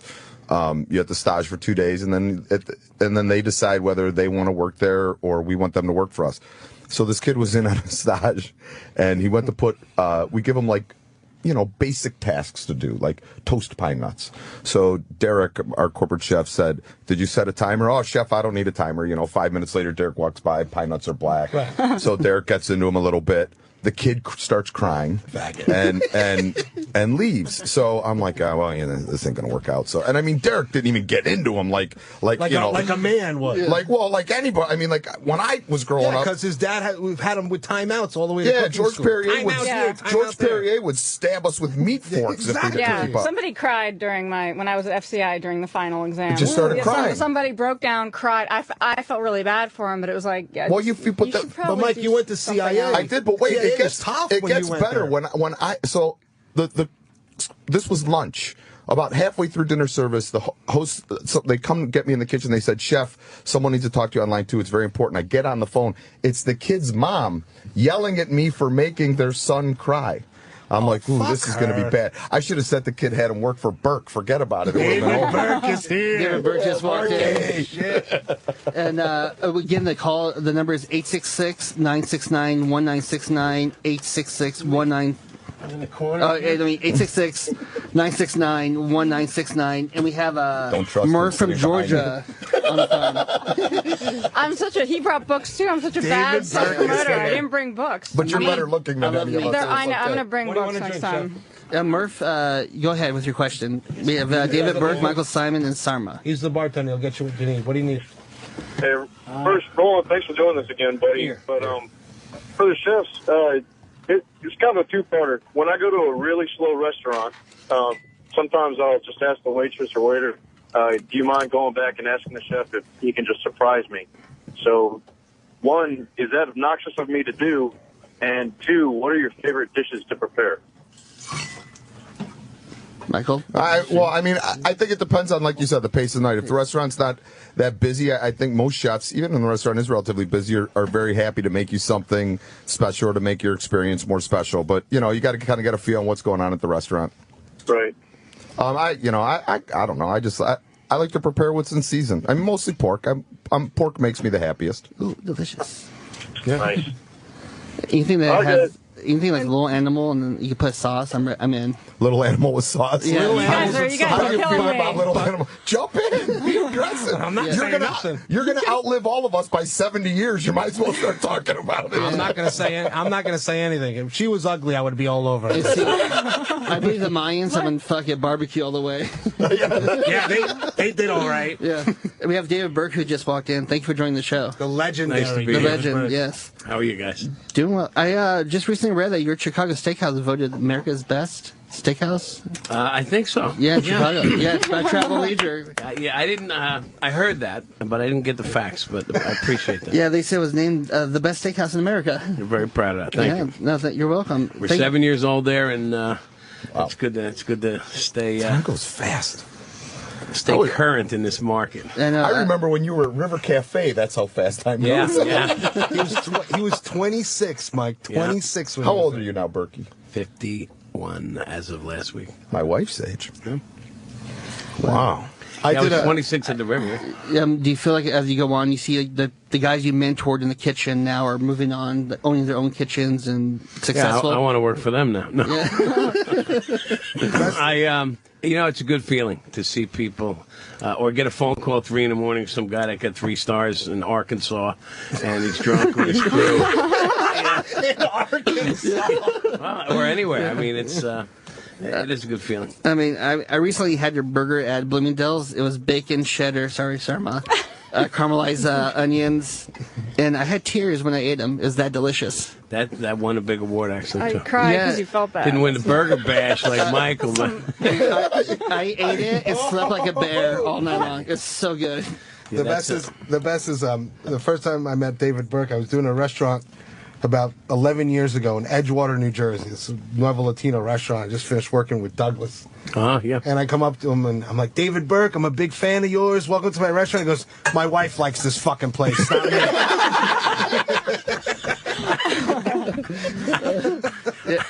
First of all, it was a girlfriend. It wasn't a wife.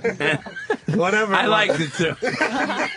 What happened was every time I went there, he ran out of pig. He had a suckling pig. I went there for it 3 times, and it was always out of it. So I was a little out of his mind, mad as hell. Fuck out of here, little fat new chef. I'll stab you in the eye. But little Jersey boy. People don't realize that chefs do drink while they cook. Though. I mean, it's part of the tradition. Well, you have to because people are assholes. Opening a real restaurant is crazy. Yeah. It's crazy. The pressure. The best is when I hear people like, oh, I only do a restaurant that's perfect and organic and this and that. Meanwhile, the investor that put the money in sells Malaysian babies. It's a stressful thing, my rule is different. I drank when I cooked until I owned my own restaurant. Then I quit drinking while I was cooking. That's a good rule. Yeah. We have a Rick from Charlotte asking a question. Need you guys a question. Hey guys, first off, enjoying the show. I had a question about tipping, but before I get into that, the Lay's contest. I have a friend that works at Lay's, and I don't know whether this was a chip that maybe wasn't one of the finalists. It's not one of those 3, but she hooked me up yesterday. You're boring us, Rick. See you later, Ricky Bobby. Let's get a pad in Pennsylvania. Right. Adios, Rick. Who cares about your fucking potatoes? I have a friend who eats shit. Dude, sell your cat, buy a dog. Yeah, just go in the driveway and smack your head against the car. But pad in Pennsylvania, I hope your question's better. All right, I'm going to try. I just got a tidbit, a story. I just want you to answer my question. Lord Almighty. John in Pennsylvania will try him better. Hey, guys, I live in Florida, and we think we got the best seafood there. Where do you guys think the best seafood comes from, around the United States? What coast or where? Nowhere. Stop eating seafood. It's sea life. On that note, seafood. Each ocean has its own thing, buddy. This isn't Walmart. It's not what best aisle things are on. It's every place has its own thing. Pacific Ocean, Atlantic Ocean, whatever other oceans. Well, I think a lot of it's and it's also whose hands it's cooked in is often just as important. I wish SeaWorld opened a restaurant like a seafood restaurant. They have the product and get the sauces there. Sorry, Sarma. Sarma's in a nightmares all night. They stuck me in this room with these 4 meat-eating vultures. You can tell me to fuck off anytime. It's all right. I'm used to it. Yeah. Dave, when you were cooking, did you ever go through any hazing, or did you put the new chefs through hazing? Oh, yeah. Ooh, what kind of, if you tell a good story? Well, we had something called Happy Pants. It was your first day, and this is before chef wear came out with comfortable pants. You'd rent pants from a linen company that never had pockets. And at the River Cafe, it was so hot because we worked there. It was a bar. Nobody wore underwear. And there was no pockets, so when somebody's first day, whether it was an extern, male, female, you'd carry a big pot of water, and none of the pilots worked, so you would say, buddy, Light the pilot. Matches are in my pocket. And, of course, these days... You go to prison for that. We used to... At Lola, when we first opened the original Lola, it was like a 6-foot hood and an 8-burner, and whoever kind of did the shittiest job that night had to take the vents out of the hood. That was your job. So we had this kid that worked for us, and his nickname was Meat, because he was a little thick in the dome. And so... It had nothing to do with his diet. Okay. So most nights he would have to take the filters out because he did something stupid throughout the evening. So he's up there and he's like swishing back and forth. I go, what is wrong with you? He goes, man, Chef, I'm so chafed, man. I got monkey butt so bad. Explain what you do when you get chafed in the kitchen. So I go downstairs, go in the office, get some cornstarch, get yourself fixed, and quit your whining. So he comes back up, and he goes back up to the vents. He's like, man, I feel great, Chef. I feel so good. And all of a sudden, he starts moving really weird. And I go, what's wrong? He goes, does cornstarch get sticky? And I said, the little yellow box? He goes, no, the 5-gallon bucket. I'm like, that was powdered sugar.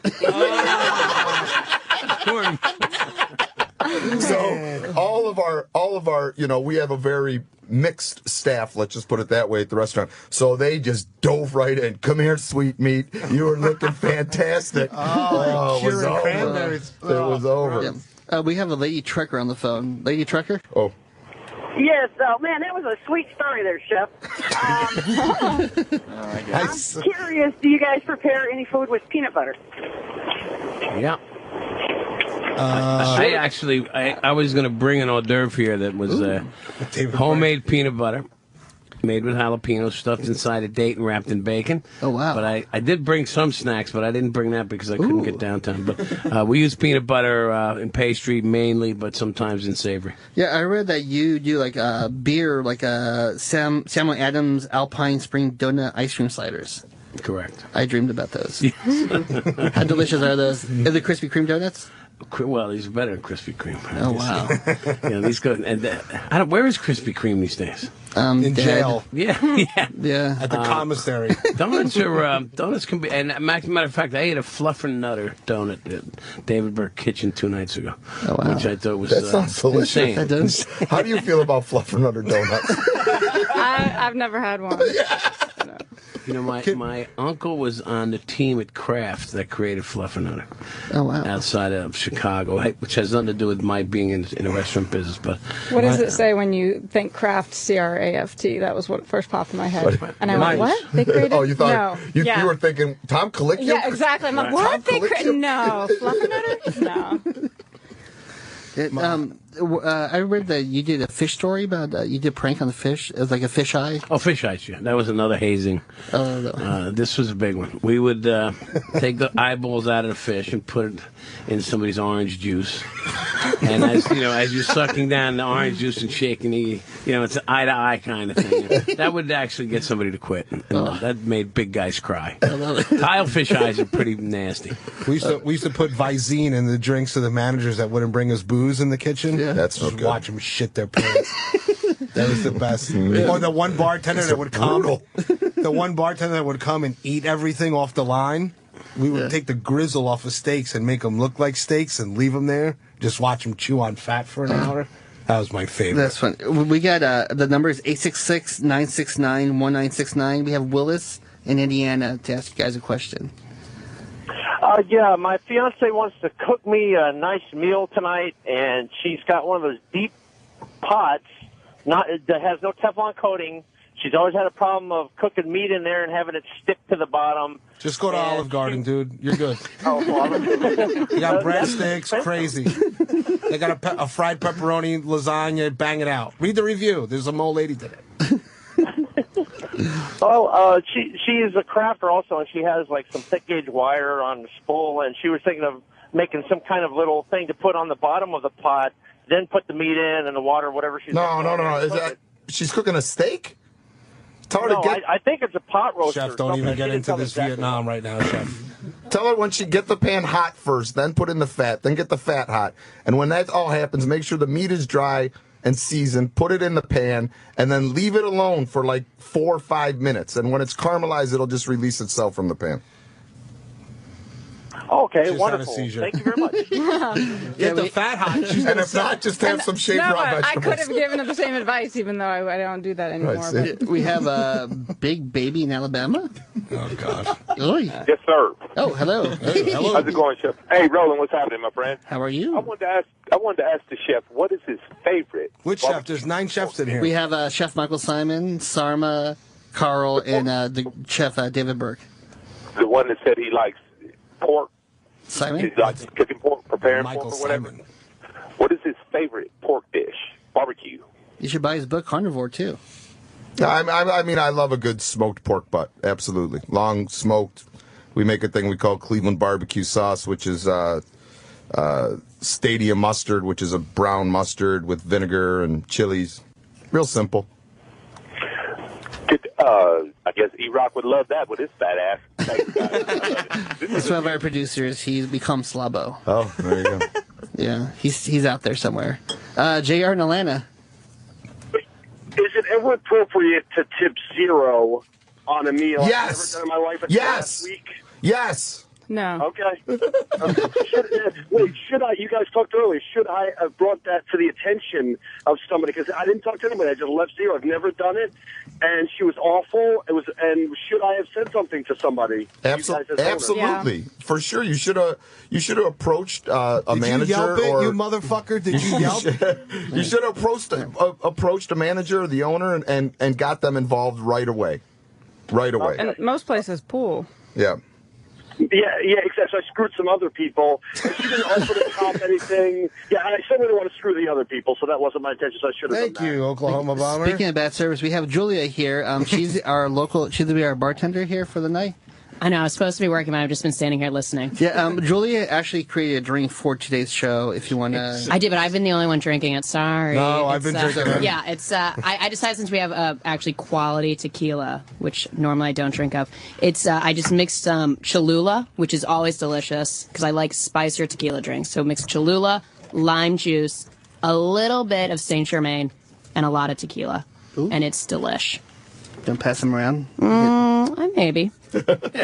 We'll try some of those. Oh yeah, I'll make a couple of drinks. Oh, thank you. Ooh. Here's some food. Got snacks coming around. Yeah, I bring gifts. Nice, Burke. And the beer we're drinking is from Heartland Brewery. Awesome guys. Yeah, Heartland Brewery came by and gave us snacks and a drink. And what are you guys' favorite food spots in New York? Like a go-to food spot? Yeah. What kind of food? Any food, like your go-to food, like if you're just craving something, just that's Mine's Barbudo. Barbudo? Waxman's Place. Nice roast chicken, some gnocchi, good shaved raw vegetable salad.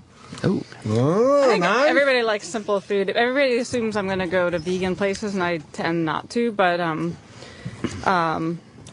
I like places that have enough things on the menu that I would feel comfortable ordering. Like I like Goat Town. They make very simple food. It's all in that farm to table, and they have enough things on the menu that don't have meat and fish. So. Oh, nice. Sarma, I must say, your restaurant, I ate there once. I thought it was fantastic. But once? I recommended it 600 times Oh, to thank you. annoying vegetarian people. Nice. And they've all come back and loved it. They're like, where do I go when I have 900 allergies and I'm not... Go to Pure Food and Wine. Nice. It's the only restaurant that's never kicked back to me. Everyone's like, oh, it was great. Good job. You know what you're doing. For you to do what you're doing is unbelievable. Nothing over Thank 116 degrees? Yeah, roughly 118. What the fuck? Everything I do is over 250 degrees. Yeah, I mean it's a Imagine that, totally different environment. There's no stoves, there's no ovens, so Like that whole I wouldn't even know what pressure- to do. Like, say I went back there. Like, say I brought a bunch of girls and I was single. Right. Sorry, Marie. Because I was single and I brought some girls back to your restaurant. I couldn't even make them free food. I wouldn't know. They'd all be eating cucumbers, which actually wouldn't be bad. Yeah, there's a lot more prep involved. There's a lot of complicated handwork, prep right? involved.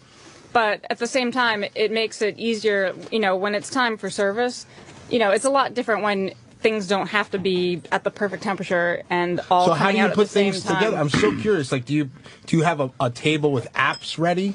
No. everything's made to, everything's sort of made to order, like put together. Some things are kept warm in dehydrators, but there's no ovens or stoves.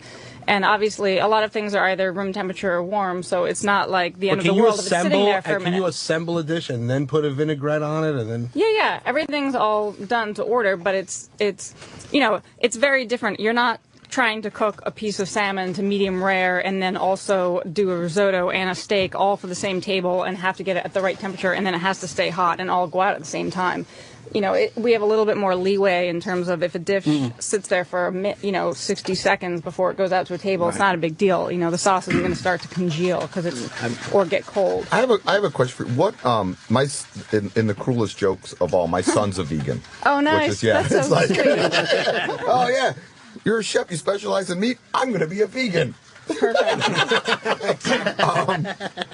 There's worse ways to rebel. No, absolutely. I love them to death, and it's fine. But what led you to cooking in this I mean, like, how did you all of a sudden say, I don't need ovens? It started as an experiment. It started as an experiment. It was many years ago. I was supposed to go to Jean Georges 66 in Tribeca, way back many years ago. So 10 years ago. And this older gentleman said, "Oh, well, I'm eating a different way. Do you mind if we go to this other restaurant? It's vegan, it's raw." And I was like, "What the fuck?" I was pissed. I didn't want to go there. I thought it was going to be horrible. I was, just skeptical. And we went, and it was a lot better than I thought it would be. And he explained the whole philosophy behind it from a health perspective and why it makes sense to eat that way. And I became so intrigued, and I was working with a partner at the time, and I became very intrigued, and I also noticed that this place was really busy. It was tiny, it was really busy, and I thought, I looked at it and thought this could be done. If somebody did this food, but from a culinary perspective, it could be really amazing. And if somebody did it and made a nice restaurant out of it. So I thought about doing that, and then I thought, well, I'm just going to try this as an experiment for 2 weeks. And I thought I'm going to be craving meat, dairy, everything. And no, I felt like a different person. So then it just became kind of a permanent thing. I'm not like 100% strict, but that's kind of the way that I do it. Can I jump in 1 second? Yes. I have a question about your cuisine, but I also want to give a plug for my go-to place. This salmon with jalapeno. Peasant. I love that. I was there last night. So the salmon is beyond amazing. It's I'm crying right now. Chefs always love simple food. That was good fucking tuna. Barbuto. It's like really well done. Simple food, good ingredients. This is a Burke in the Box. But I only go there once in a while. But my question is the aroma of the food at 115. Could you create aromas? I mean, do you create aroma for food that? Great question. Yeah, no, it's just different. You come into our kitchens and it's like sometimes you walk in, it smells like basil or mint or other things. You definitely have aromas. I mean, it's not the same as like this immediate caramelization going on in a pan. You don't have that. Does Everything that still takes smell a lot longer. delicious to you though? Like when you smell a steak on a grill, does that still smell delicious to you, or is it so? No, it does. It does smell good. It smells appealing to me. It sounds like three guys trying to convince one guy to go back to the strip bar after his I'm just curious. You still like titties? Right. So you don't look at titties anymore? There's no more titties. Bro, one dance. So there's no more titty? Titty's no good? Like you can just see a titty? It's crazy because like I said, my son's a vegan. So I said, I'm going to be a vegan with you for a month. I'm going to experience the did you do it? I did it. How was it? Your book is made out of pig fat. But here's the thing that I think. He is a vegan because he feels best when he eats that way. Right. It's when he feels best. When I was a vegan, I felt like shit. I think it depends how you do it. I thought I was going to die. No, but I mean, this is a chef student. Yeah. I still took in protein. I did all the right things. I just didn't feel good. My body, I think, there's that book, Eating by Blood Type or whatever. And I think there's truth to it. Like, my body needs meat. And when I was a vegan, I was exhausted. I didn't feel good. I was very gassy. That was some crazy stuff. Barbecue pork doesn't do that. No. But I mean, Lizzie was like, I've been with my wife for 20-something years, and she said, either get off the vegan diet or get another bedroom in the house. Like, this ain't gonna work. You know, it was just, but he feels great on it. He's never felt healthier. Yeah, I think everybody's different. I mean, when I was younger, my mom says I used to chew on chicken bones and eat eggshells, and you know, when I was little, it was like I loved anything on a bone. I mean, I was so weirdly hot. and then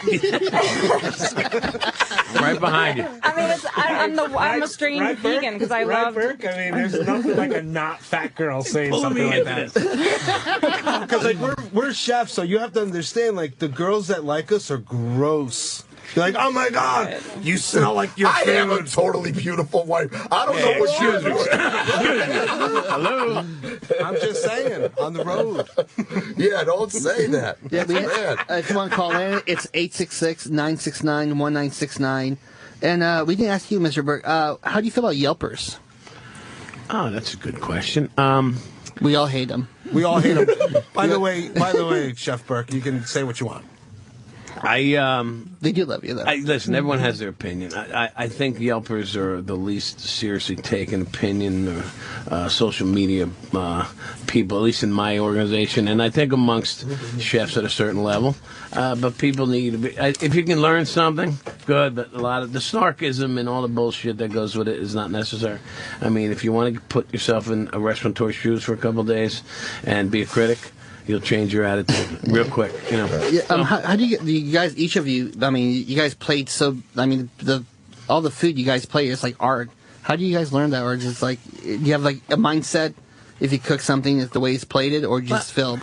I think it's changed a little bit. I think years ago, 25 years ago, plating and creativity and architectural cuisine and the combination of certain ingredients and, you know, the finesse of a dish was much more important than it is today. I think sometimes you look at a dish, go back to art culinaires, and like, man, that looks so boring. Or like, it looks like, wow, that took two guys to make that, not one. And I still think I love presenting beautiful food or whimsical or whatever you want to call it, but it has to be sensible.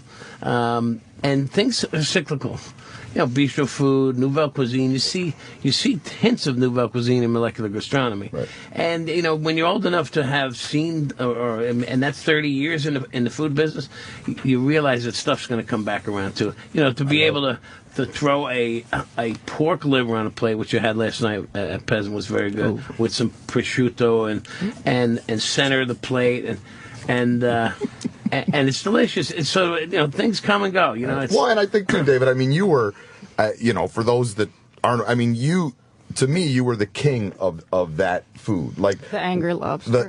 I mean, well, all those. Like I always used to tell the people, angry lobster. Isn't it funny? Like you say to David Burke, like, oh, what's up? You know David Burke? Oh, he's the one that angry does lobster. See, I say swordfish chop. I don't say angry lobster. I say swordfish Some chop. people say lollipops. Yeah. Some people say pastrami. I say salmon. swordfish chop because But you were the most copied in the 80s and 90s, the most copied chef I think in the history of New York. Like I used to go to Jean Georges and I'm like, wow, did Burke take over the kitchen here? Wow.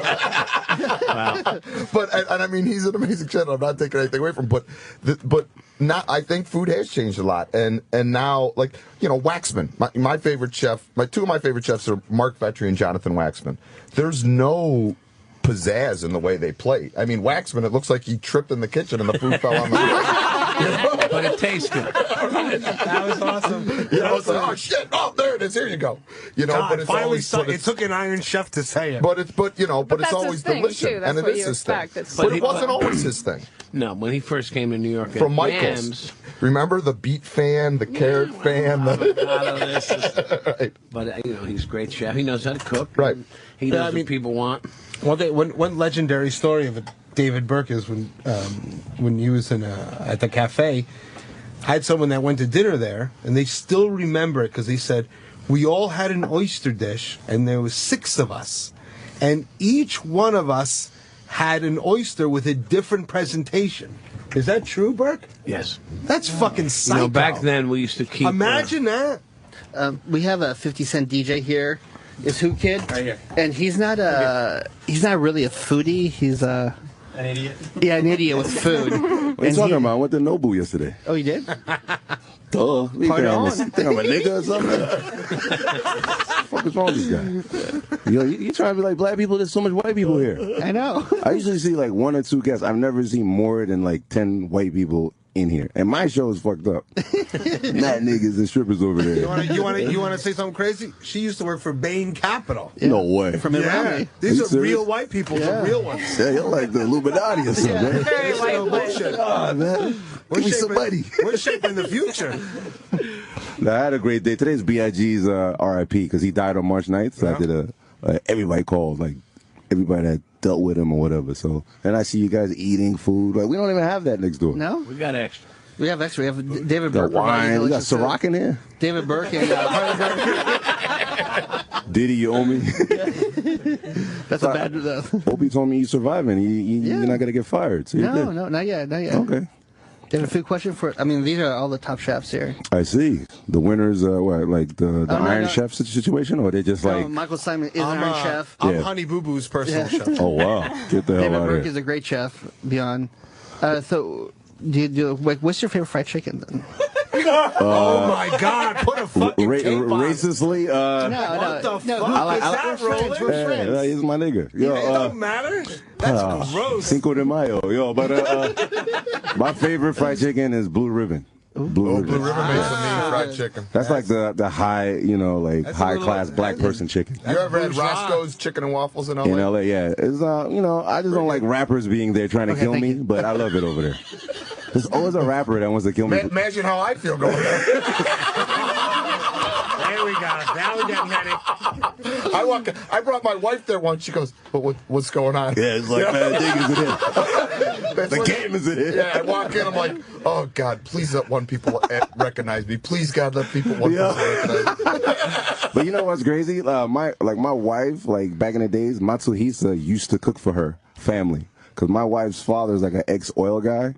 So Matsuhisa, who is a partner in Nobu, like he works at the not the Nobu here, but the Matsuhisa is the first you restaurant. made money. You don't even have to be good at this radio shit. Nah, my wife is cheap, man. Cheap bitch. She's Japanese, so he travels the world with 50. He's like the Will Smith of DJs. He is. I'm just not gay. You know what I'm saying? We're gonna go to another call. It's Harvey in Chicago. We're live. Shit. I don't know.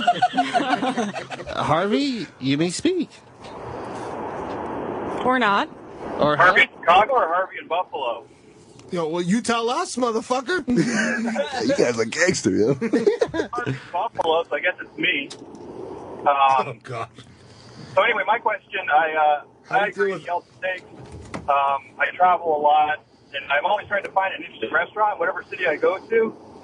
Sometimes I use TripAdvisor. Sometimes I talk to hotel staff. So that's hit or miss. I'd love to hear from any of you guys. Like, how do you seek out really interesting places when you travel? I mean, I think a lot of us just have a network of chefs, but I think Zagat still is a pretty good guide, and I think Open Table is a pretty good guide. I agree. I think Open Table is the new Zagat. I mean, because people also, they have to make the review. They have to be there to do the review, so I agree. Don't go to Yelp because it's a bunch of cat-owning piece assholes. of shit. They're dicking the ass people. You know what? But we were just told. I mean, we could go an extra hour. Or you can call David Burke, and David Burke will tell you, and also tell you, don't ever go into his pants and get matches to light a pilot because you're going to have a handful of veiny. They told me we could go. They told me we could go an extra hour if you guys. We could break. Yeah, and let's then take a come break. back. If you guys want to do an extra hour, it's up to you guys. I'm cool. Come on, Simon, stick around. Party. I'll stay for a little bit. Yeah, I'll be here for a little bit. That's awesome. I can do a half. Okay, half. That's perfect. We'll do a half. Well, good, because you were 45 minutes late.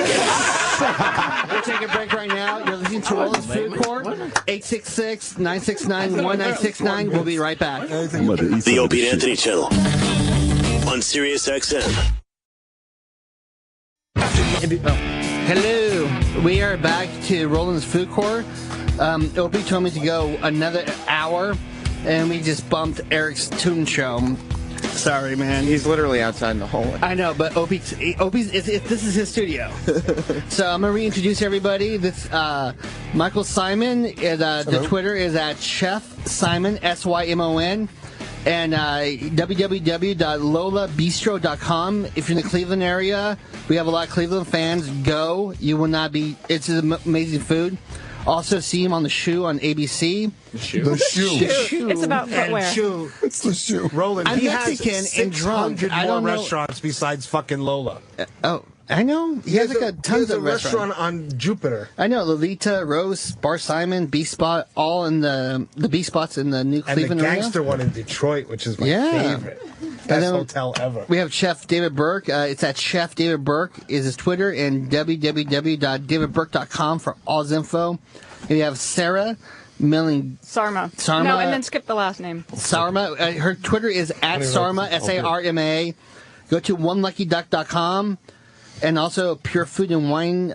You can see where she's at. She's at 54 Irving Place, her restaurant. And her book, Living Raw Food, is to pick that up. And we are back, and we have Who Kid here. DJ Who Kid from 50 Cent, right? What up? What's up? It's a Saturday night. Is it usually busy in your restaurants? I mean, every Saturday is busy, though, but who do you guys leave in charge, while you're gone? I have a lot of people that have been there for almost the entire. We've been open 9 years, so I have some people who've been there for. Do you guys get a 8+ years, and they don't need me. If I go there tonight, I'll go there, but I'm probably more in the way than anything. I'll get in their way. They take care of everything. And my dad owns restaurants, and he owns a restaurant in Arizona, and he's always there 24/7. It feels like it's like a marriage. Well, it's like, dude, you start trusting. Like we have about 1,000 employees now. Wow! But our corporate chef's been with me 17 years. The number 2 guy in our company in the kitchen's been with us 14 years. So I'm still part of all the creative process with them, and I'm in the restaurants all the time. But I go on the line, they're like, "Chef, get off, get out of my way." Chef Simon, are you ever worried that they're going to leave and fuck you and go do something else? No, I mean, we've had people leave. Most people that have left have opened their own places, and to be honest, I've helped them financially open their own places. That's very gangster style. But I want to get to the bottom of that. Yeah. But at the end of the day, I always feel like here's what I always tell my main guys: we take very good care of them.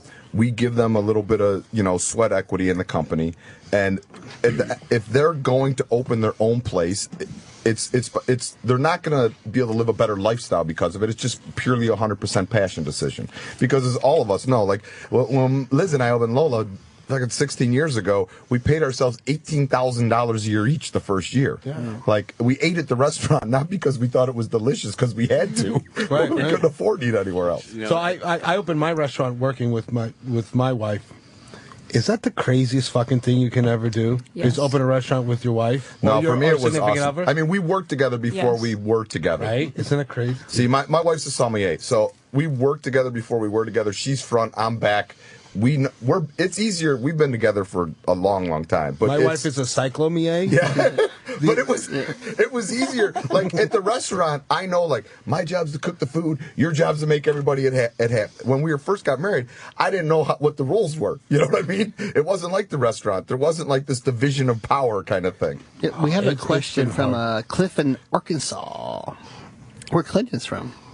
Am I a good kisser? Does my sister like me? I didn't swallow. Cliff. Yes. I'm going to be coming up there to New York City during Thanksgiving week. Bring money. With my whole family. Yeah, I've got money. Don't come with a nervous wallet. Come with money. Where should we go for a Thanksgiving meal in New York City? My place. Come to David Burke's. If you want a really good, listen, I'm going to go to David Burke Townhouse. It is decorated by Thanksgiving for the holidays. I went there last Thanksgiving. And it's really a nice experience. There's certainly other great restaurants to go, but it's worth the plug that I'm plugging my own restaurant, because the other place that is closed that is really nice for Thanksgiving is it's closed now because of the hurricane, is the River Cafe. Yep. Because of the view and the whole and the piano playing, et cetera, et cetera. But if you do come, contact me and we'll make sure. I'm there. I go to all my places on Thanksgiving. They're all open. But that is the one that has the best feel. Okay. I send people to Bar American on Thanksgiving too, and I haven't been there, but they've always said and that's it was a great location too for sightseeing. I had brunch there this morning. Brunch is good there. And I had the brown I had the brown derby. The Murray, is that what it's called? Kentucky Brown. Kentucky Brown. Brown Derby's that shitty restaurant chain in the 80s. There's like peanuts and shit on the floor. So listen. The first time I had it, I was fucked up. Right? I was in Kentucky for the Derby. And the third. And then I had it the second time here at Bobby's place, and it was good, man. I enjoyed it. It was turkey and bread. And we do Thanksgiving, too. Oh, there you go. Okay, talk to me. No turkey. What do you roast? We don't roast anything. I'm about to but we Yelp do. the I mean, fuck out of here. Right? I'm going to go on Yelp. I've never been there. I'm like, I can't understand why the turkey was 116 degrees. You got to get it's turkey spray. I mean, where do people go if they don't want to? Wait. He's got a flavor spray. Yeah, he's got bacon spray. You spray on women, too. Like, Now, wait, I got to tell you, there's pretty much nothing you've done with food that I haven't loved and respected. Thank you. When you sprayed that shit into my mouth the one time, I ran for cover. The first two were good. Berkey, you went like, oh, taste this one. Okay, that's good. Taste this one. And then I can't remember what it was. Parmesan. Parmesan doesn't translate that well. The last time I had sprayed like that was at a strip joint in Roosevelt, Long Island. The Parmesan got me. I couldn't remember what it was. I blocked it out.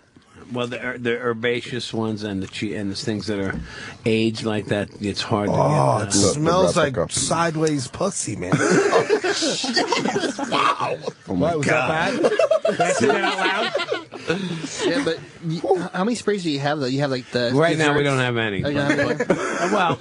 I wish I brought some, but we'll relaunch those in the future. Well, make sure you spray them it into became Michael complicated with a distribution, and it was but it's a great idea. I mean, what are they made of? I smelled the bacon go. spray once. They're made of natural flavors, sometimes artificial flavors. Bacon is actually a process. It's not a pig. Oh. So you can actually, we made kosher bacon flavor. Wow. Because flavor, it's just a flavor. It's a process, like barbecue. Barbecue it's just a process. And, it's like perfume, but you're using food flavors. That's a new thing now for white people to spray each other in the mouth? Yeah. It's been happening for years. It's a hazing thing. Yeah. I never seen that. I've been with rich people and shit. It's a new. It was a diet product. Jesus. Yeah, we have a pirate trucker. Again, if you want to call in, 866-969-1969. Go ahead, pirate trucker. Hey, Roland. Hey, Who Kid. I'm just sitting here. I'm making a roast with turnips. In your truck? Parsnips. No, I'm at home now. Okay, good. And I just turned on the radio, and the show is going awesome, Roland. Great job. Thank you. Booze. Hello. Spicy. Moisture. That's it. That's it. Keep going. Thank you. Thank you. We have David in Rhode Island. Go ahead, David. Yeah. Hi, guys. I guess this question's more for Chef Simon and Burke. How do you guys feel about the current push away from factory farming towards like more sustainable meat production, like pastured pork and poultry? I'm thrilled with it. I'm thrilled with it, and I hope that government actually gets behind it more, gets behind the small guy more, and away from some of the factory farming stuff. That's just my opinion. For it to go bigger and global, it needs to be more supported by our government. Yeah, and I agree, but once that happens, sir, don't start bitching when chicken is $29 fucking dollars. No, it won't but be. It should be, because it won't be subsidized. No, yeah, exactly. But if subsidized by who though? But if the Taxpayers. government spent as much money supporting the small farms as they did some of the factory farm stuff, it wouldn't be nearly as expensive to get it out to a larger group of people. I think the key is the lack of waste. If they can save food from being wasted, then we're in good shape. Yeah, absolutely. But the small farmer versus the big farmer, if the shit's going to rot and people are going to be hungry, then it doesn't make no sense. Doesn't matter. But I'll tell you what, man, going to one of those fucking chicken farms when the chickens don't have beaks and they're walking around with one foot and all cramped in there, it'll make you never eat chicken. Ooh. I'll be eating it pure every night. It's like South Jersey. I gotta tell you, I'm so starstruck listening to Burke. He can say something completely crazy, and I'll agree with him. And you'd be like, I think Casey Anthony would do the right thing. I'm like, okay, well, it's David Burke. He must know more than I do. Chef Burke, did you ever have to cook during like the blackout or during the fire? This is a great story. Well, during the blackout, the one in 2003, I was opening David Burke and Donatello. So I know it happened in August. It was a hot day. I was driving my car. I was 15 blocks away from which is David Burke Town last night. What kind of car? Did you have a 74 Trans Am? Oh shit! Because that's what I picture. I picture Burke driving around in the T-top Trans Am. No, I had a gremlin as a kid, Mike. I saw one on a movie last night. I was freaked out, and you can tell the movie was shot in like the late '70s. I would love to see Burke in a Trans Am. I finally got to the front of my restaurant. It delayed us about a month. We had no food, but we put older people in my car because we had AC and information. But I cooked at the Food and Wine Festival in Miami 2 years ago, and I did a dinner in the dark. Everyone was blindfolded, and the waiters wore night goggles. Eyes wide shut. Sirius XM. The download. That's your board out, Roland. Oh, I think he made a boo boo.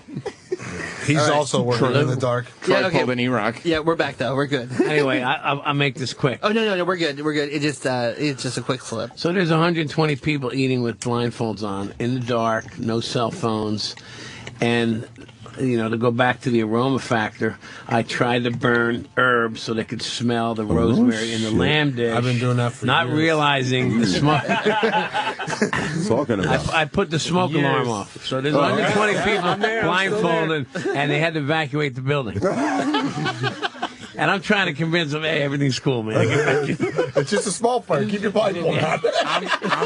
You know what? I kept most of them in. I started doing some stand-up comedy and talking about saving the world with corn and stuff.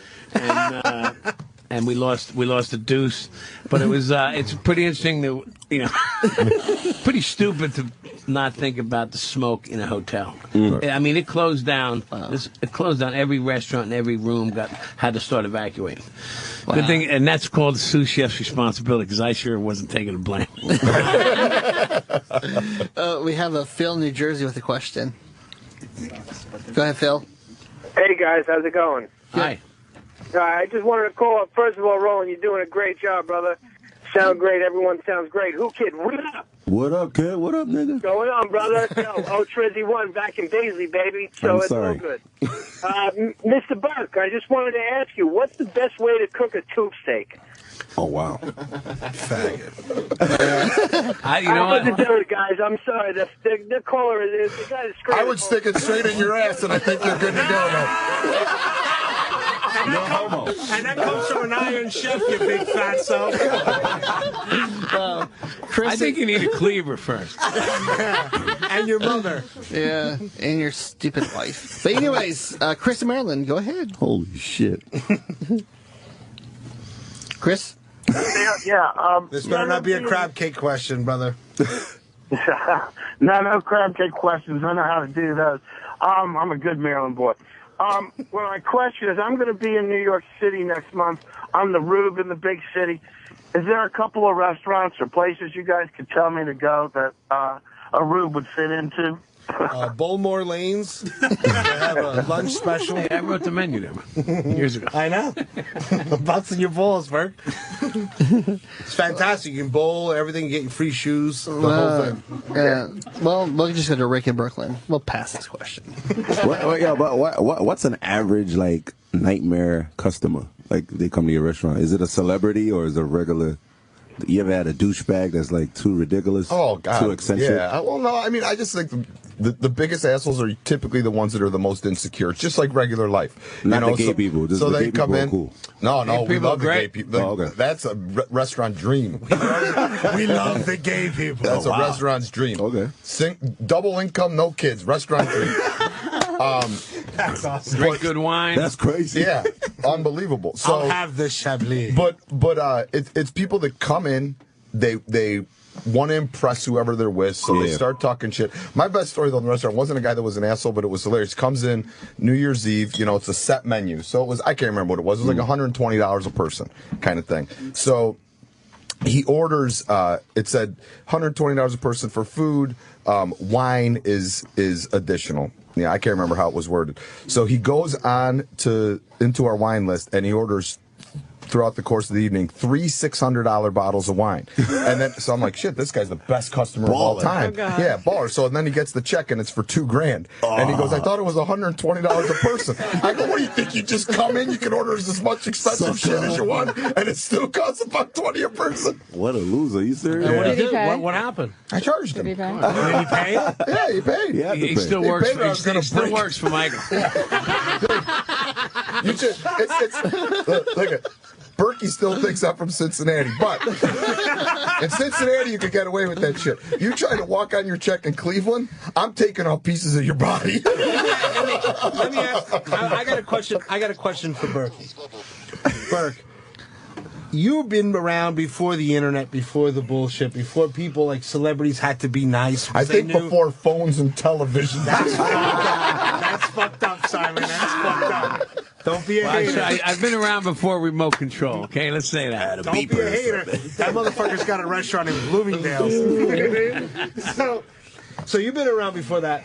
What's the most fucked up pre-internet Yelp TMZ celebrity story you have? I'm going to tell you a story, but I'm not going to mention the celebrity. That's okay. That's classic. We'll This figure is it a out. hot, beautiful woman that's pregnant. Before she comes Taylor in, Dane. This is about 9 years ago. She walks into my restaurant. We don't allow jeans.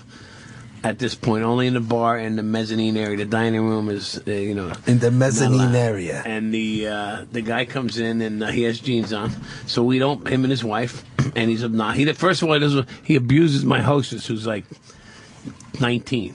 All right, so which is the worst. Is this customer. the first time Bobby Brown and Whitney used that? I'll get to it quickly.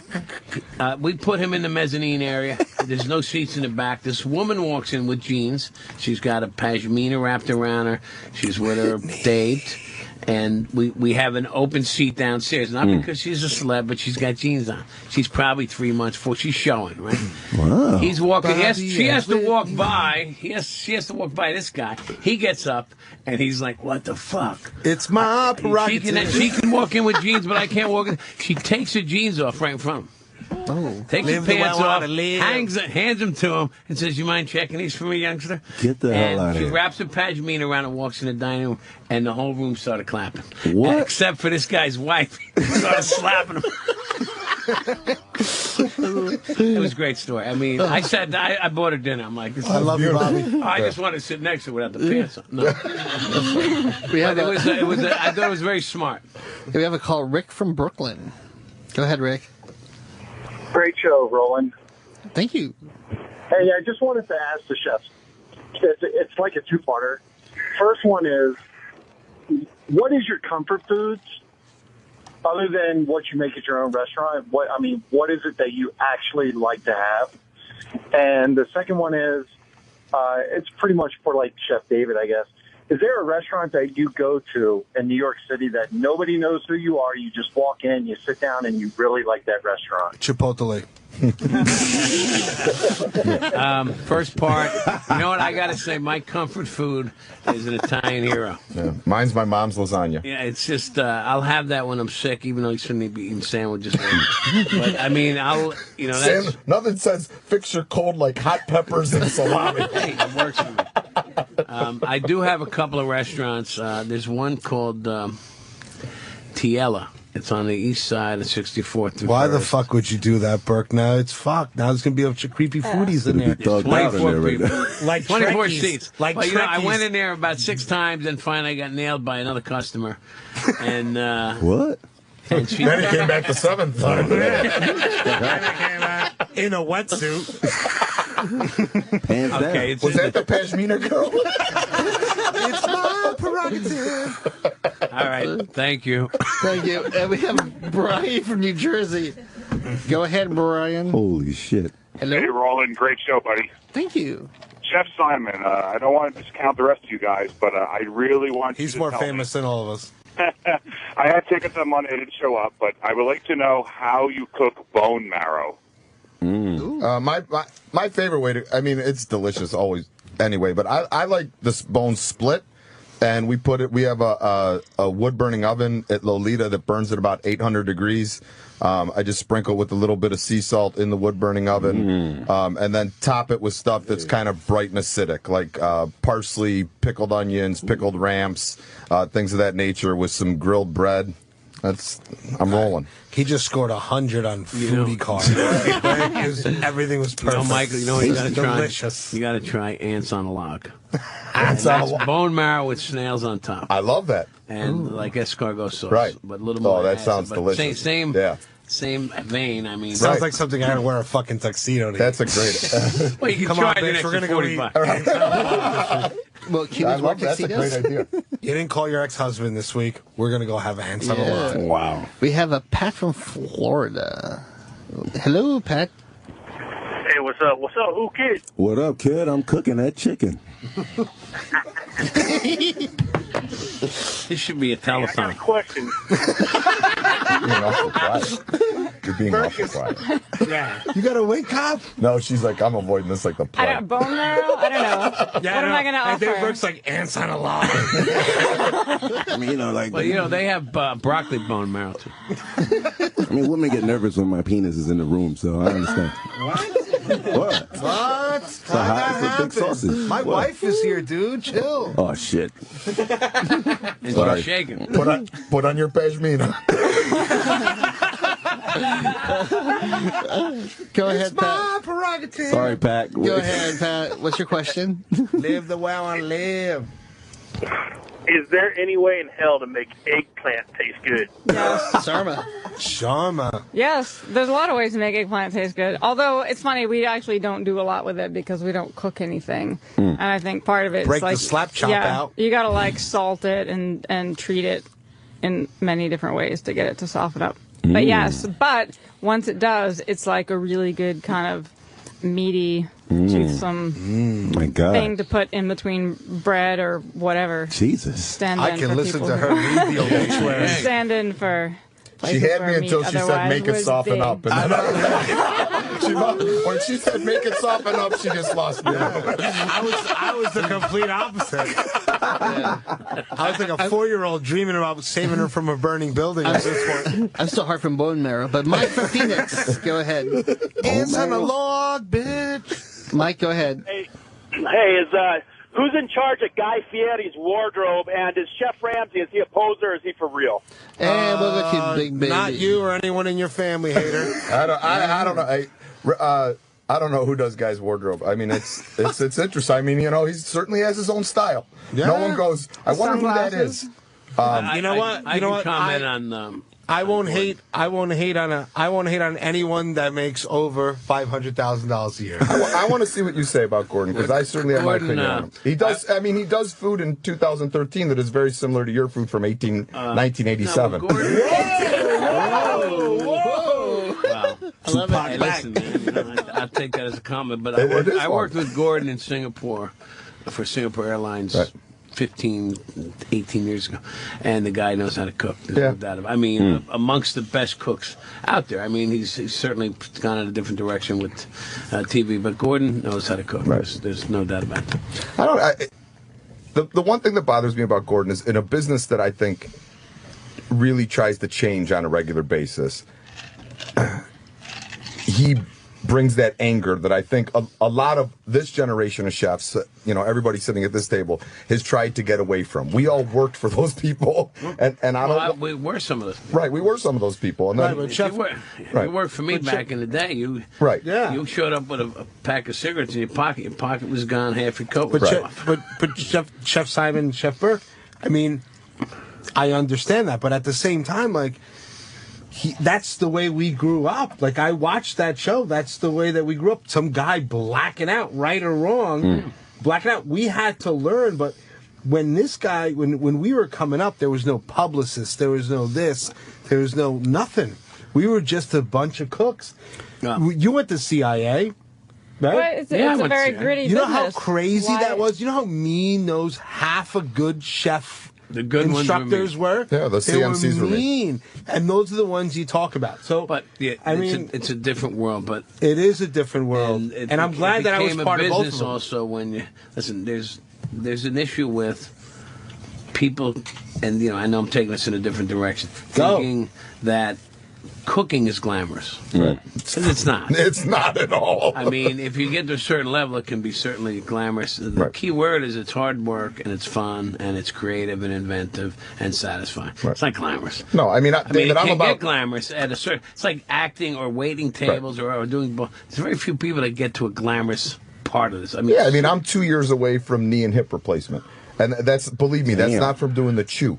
I think it attracts a certain type of personality where it's like there's some sort of element of, I don't know what the right word is, like punishment. There's like the grit of it. And, why are so many chefs and cooks like very heavily tattooed? It's like there's something about the kind of like grit and hard work. And not in my kitchen, but in others, sort of like the fire and the heat. Yeah, but a lot of these new chefs get tattoos before they get the stripes now. in the kitchen. Yeah, I think it's totally different now. I was at Food and Wine Festival in Miami this year, and I'm looking at all these new guys. I mean, first year, second year, apprentices to big time chefs, and they got arm sleeves. Like, do not fucking tattoo a knife and a fork on your arm unless you've been in it 10 years, you fucking puppy-kicking faggot. Like, it takes a long time. Like, live for food. Bro, you graduated in 2013.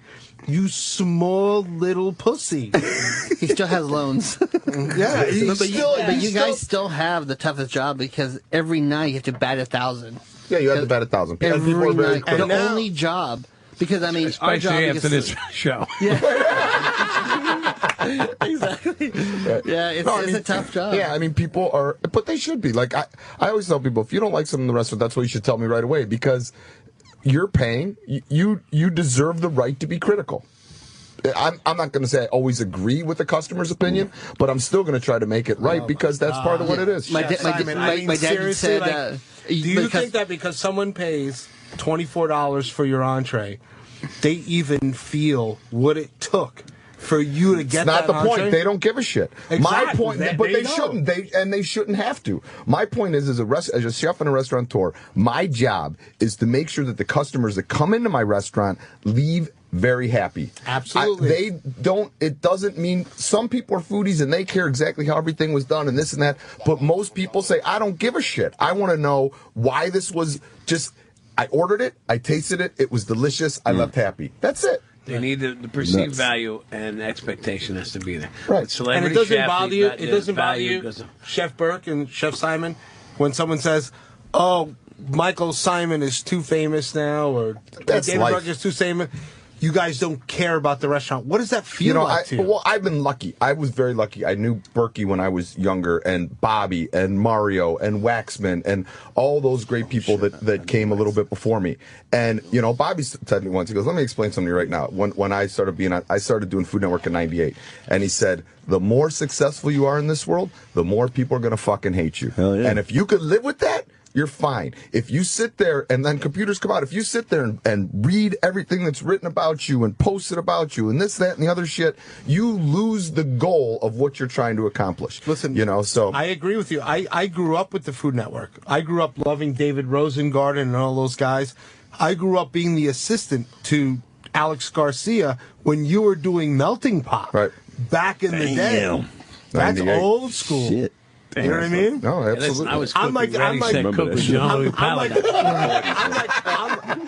you doing MasterChef Live? I remember that shit. I'm like a guy carrying records for Run DMC. You know what I mean? That's crazy. So I know you, and I know you forever. But it's like anything else. If you're proud of what you do, if you believe that what you're doing is right, then you do it, and you can't worry about what some jerk off says on. But you have to now. Twitter. No, you don't have to. If what you're doing is good. On Yelp and Twitter, I listen to the customers in my restaurant. I got a great example to answer your question. I was at Drew Nearpoint. We flew to Toronto years ago before Tribeca. I liked him better opened. when he was fat, by the way. I read in the USA Today, top 10 best and worst dishes in U.S. I had the worst dish in the USA. And, Drew, he's like, showed everybody on the plane. Right. That's him, blah, blah, blah. I'm devastated. Before we printed our own menus, etc., I'm in Toronto trying to find a chef for Tribeca Grill with Drew. I changed my menu. I You panicked. found Don I print. Pizzarola? No, it's pre-done. Pre-done. That was good. And I come back Monday. New York Magazine comes out. Best top 10 dishes in New York City. My worst dish in the USA was the top #1 dish in New York. So I mean, don't believe anybody. Yeah, believe what you do and just go for it. No, and I mean, but guys It's like you different and now. all those people say, read it. Whether it's the best review you ever seen, the worst review you ever seen, the best critic, the worst critic, whatever. Read it and stick it under your desk. Like, throw it away, get rid of it. Because it's if they sit there and they say you're the greatest thing to come along since sliced bread, that's not all true. If they say you're the biggest idiot to ever come along since sliced bread, that's not always true. So you got to believe in what you do. And I do understand, it. but you know, I try to pave the way for chefs that aren't as big as we are yet. You know what I mean? Like, it's hard. Like, you need these Yelp things. You need all But- this and it's stuff. also, like, it's not because like- you got to break into it. We all need investors. You know, everyone in this room has an investor, from Jeffrey Chadro to yada yada to yada yada yada. You have to do it. Ching ching. Yeah, we have a call. Kim from New Jersey. Go ahead, I just want Kim. to say I'm a huge fan, and I just have a quick question because I cut my finger on a mandolin this past week. I'm going to go take What was your worst? On that note. All right, we'll go to The worst what? I don't know. Kitchen injury. Oh, there. I took the tip of my finger off with a bandsaw once. Look at this. That was my worst. Same why. I think everybody, I took the tip of my finger off with a mandolin I'm slicing. showing foul. a half-grown-in fingernail that I completely took off with a French knife without losing the tip. But I think the worst is burns. Burns are the worst injuries, unless you lose a finger on a bandsaw or something. But a burn, they put it back. Just the tip. They put it back. I mean, they can. You know. It grows back. Right. I thought I was going to have a permanently disfigured. I thought it was going to be permanently disfigured, and no, it grew It back. would have been your one flaw. Your single All right, but flaw. do you know why it grew back? No. Do you know why? All your vegetables. Raw vegetables. No.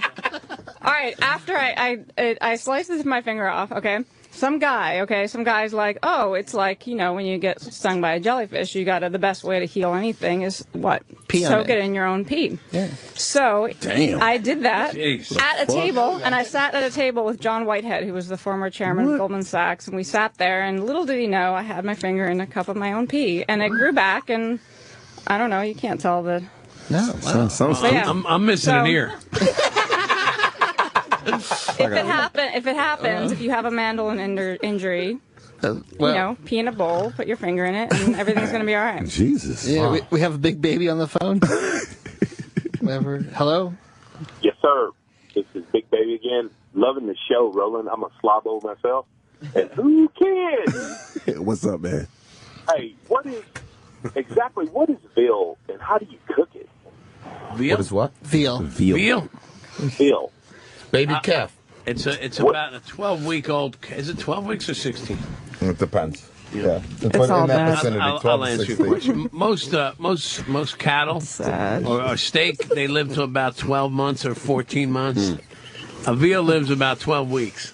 So it's a baby. And then baby. dies. I mean, it's horrible. So the idea is that veal is very tender because they barely walk Because around. they're so sad. And that's what veal is. Veal is a young cow. It's like a meaty. Baby. It's like a meaty You're abortion. eating a baby. With the good sauce, though. Right. It's worth it. Yeah. Do you, Mr. Burke, do you do tours of your dry meat places, though? Yeah, I just Ooh. came back from Chicago. We have a United States patent on dry aging beef with salt, which we got about a year ago. We started in Chicago. We have it in Foxwoods, and we have a restaurant in Rumson, New Jersey, that does the same aging process. Very good place, by the way. Do you give tours of the? Yeah. Oh, we wow. have Pat LaFreda's is dry aging. Is it beef in the with- Himalayan salt that you do, David? Yeah. We build a wall out of bricks. Oh, wow. Kills bacteria. It saves it lets the bacteria that dry ages beef continue. And we have a piece of meat that's been in there for 6 years that has not rotted. What? What? Wow. I mean, it's basically become jerky. but in the purest essence that you could ever do. The salt we use is the same DNA as the human body. Psycho. And it's really it's an Hannibal interesting Lecter concept. opens a restaurant. That's Hello, exactly what I'm Clarice. going to bring up. What's the best steak in your opinion, though?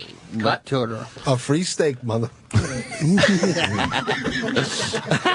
Listen, for me, depending on, I think a ribeye is the fattiest, juiciest steak. But I think the best steak I've ever eaten is a sirloin. It just happens. It depends on where you are, where and how. But I think for me, like in general, like if ribeye is consistently the best. I'm with you, Chef Simon. Ribeye is the way to go. Porterhouse is way overrated, in my opinion. You get a little bit of both. Yeah, but it's got that shitty fillet connected to it. Ruins everything. I love ribeye because it has that little eye of fat in the middle. It's like a fat person breath mint in the middle of your eating experience. We have a question for Mr. great Burke. idea, actually. Eric from Jersey City. Hey guys, you're doing a great job. I have a point and question. First of all, to Mr. David Burke, I've gone to the Fromagerie several times. It's one of my favorite restaurants in the world. Thank you. Secondly, this question's for Roland. Why was I bumped today? I was supposed to be doing I I was supposed to be doing the second hour, and I had Pat Duffy all ready to go. It was our boss, Opie. So we'll go to Justin in New Mexico. It's Biggie's birthday, so Biggie's death holiday. Yeah. So birthdays are the worst days. Now we ship champagne when we thirsty. Literally. Go ahead, Eric. Or Justin, Tom. I just lost a customer, thank you. My question is, I just acquired a rabbit, and I'm going to start doing some meat rabbits. I'm wondering what is your the suggestion for cooking rabbit, and what's the best way to introduce it to people who haven't had it? Ask Alice. Don't tell them it's rabbit.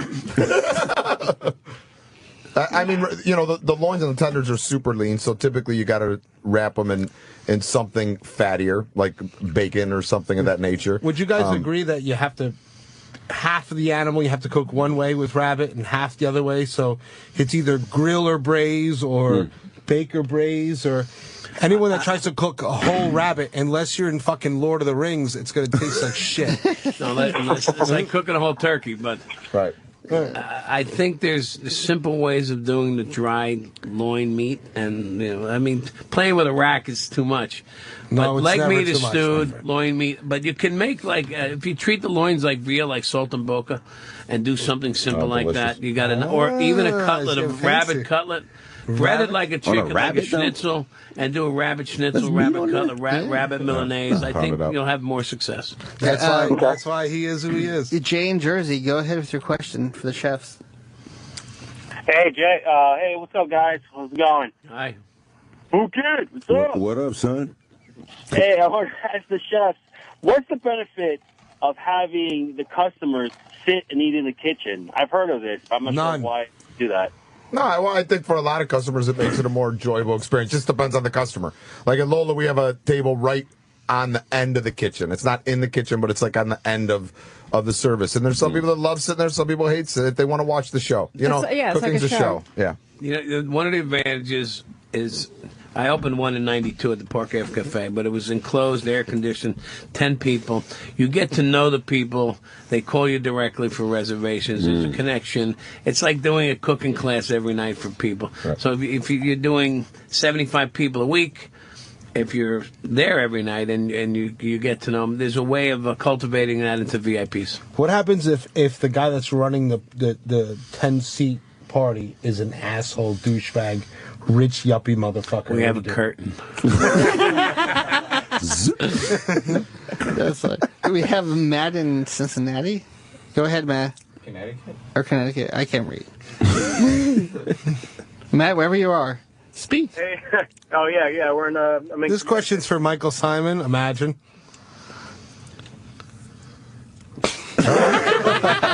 Guess not. Are you there, Matt? No. Oh. Yeah, sorry. Yeah, I'm here. Basically, about 30 years ago, I was a kid. I was about, 13, 14. I really wanted to be a chef. I mean, at the time I could cook. I mean, hell, I roasted a duck. At 13? Yeah. I mean, I was into it. And there we go. And then I actually met a chef. and over the course of our and he had a white panel van. Yeah, right. No, over the course of our conversation, it was about 30-minute conversation. He completely talked me out of being a chef. So he must have been really good at what he did. He was actually, yeah. He was really good. He was one of these New York chefs. This was before, being a celebrity chef. Before he could be a rock star for making a pancake. And it was eye opening. I mean, he basically was like, look, I mean, if you like food, just keep making food. And he basically said, look, it's a really, really, really hard way to make not a lot of money. And I was like, okay, so I just kept cooking. And I cook for pleasure. Is there a question? I mean, no. What's that? No. Thank you for your life story. I understand. Thank you. I hope it gets made into a movie. We'll see if Ben from DC has a question. Ben? Hey, how's it going? My father-in-law killed like 8 doe this last winter, so we have just a freezer full of venison, and I've made meatballs, and I've done like I've done a roast and everything, but I still have another like 2-pound roast. I'm looking for something different, something original. Can you give me any ideas of what to do with it? Roast it while you listen to Sean Hannity. I think you should look into carpaccio and tartare, and you can do that and cut it while it's frozen. Wow, yeah, tartare. You think doing a tartare is I mean, even though you think it's, I mean, I'm a little nervous about. It's a gamey, ain't it? With meat. I also love taking the bigger cuts like that they would cut and making it into jerky. Yeah, I think it's delicious. No, but this is stuff dry jerky. because you don't have to cook it. You can make it in batches and freeze it. Tartare, get creative with tartare with venison, with cranberries and juniper and some cool stuff. Tartare is like making your mother's meatloaf. Just play with it. All right, cool. Thank you very much. Yeah, what do you guys for the chefs? How do you create a new recipe though for like your cookbooks or for your restaurant? If you're seasonal, I know some of your menus are changed. Well, yeah, I mean, I think it's we work a lot, like at Lola Lolita Roast. We work a lot with the farmers. We look at products, and then for me, it's a team effort. Like there's 6 or 8 of us that we make stuff, we taste it. Does this work? Doesn't it work? I try to give the younger chefs that are now helping run the restaurants in the company some creative freedom, because I feel for the restaurant. The way that I think of it is, for our restaurants to grow, all of our restaurants to grow, it's great to kind of be inspired by the younger, newer guys too, because it brings your stuff into the new generation. Like Angry Lobster, it's a great historical David Burke dish. But the young guys sometimes make you think a lot about different things that maybe you didn't think of things that way. So we do it as a team, and then but at the end of the day, I have the ability to drop the hammer on it or not. Let me ask you a question. That's having veto power. It's not a democracy. No, it's not a democracy. Having veto power is key. Yeah. Let me ask you a question. Yeah.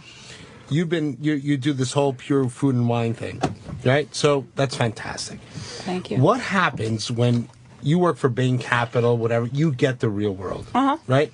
What happens when you get some asshole, weird, hippie, vegan person in your kitchen that thinks that you're not a purist, that you don't know what you're doing, that you just did this for the money? What do you do with those people? In the kitchen? Yeah. Well, they don't usually end up in our kitchens. I don't know. We have a lot of people in our kitchens who've worked in traditional restaurants. Particularly, we did that with pastry. It helps a lot, I think, for people to have worked with food in a lot of different ways. Right. And then they come to us and take everything that they know, everything they've learned, and then use the ingredients that we use and the techniques that we use, and then very often come up with new techniques, which is kind of exciting. So what we're doing is a little bit different. But, we definitely... The restaurant was created for everybody. It wasn't created for people who eat vegan and raw. It was created for everybody. So I try to avoid anybody who's kind of very militant and crazy about it. I was talking to Roland the other day, and we were hanging out, and we were talking about Yelp reviews, right? So I Yelped your restaurant. Awesome. It came out great. Oh. And then there was this one asshole that says, I went to Pure Food and Wine. Couldn't get a steak. Right. Simon, listen to this. He goes, the place was beautiful. The service was awesome. But my lasagna wasn't hot. Is this up recently?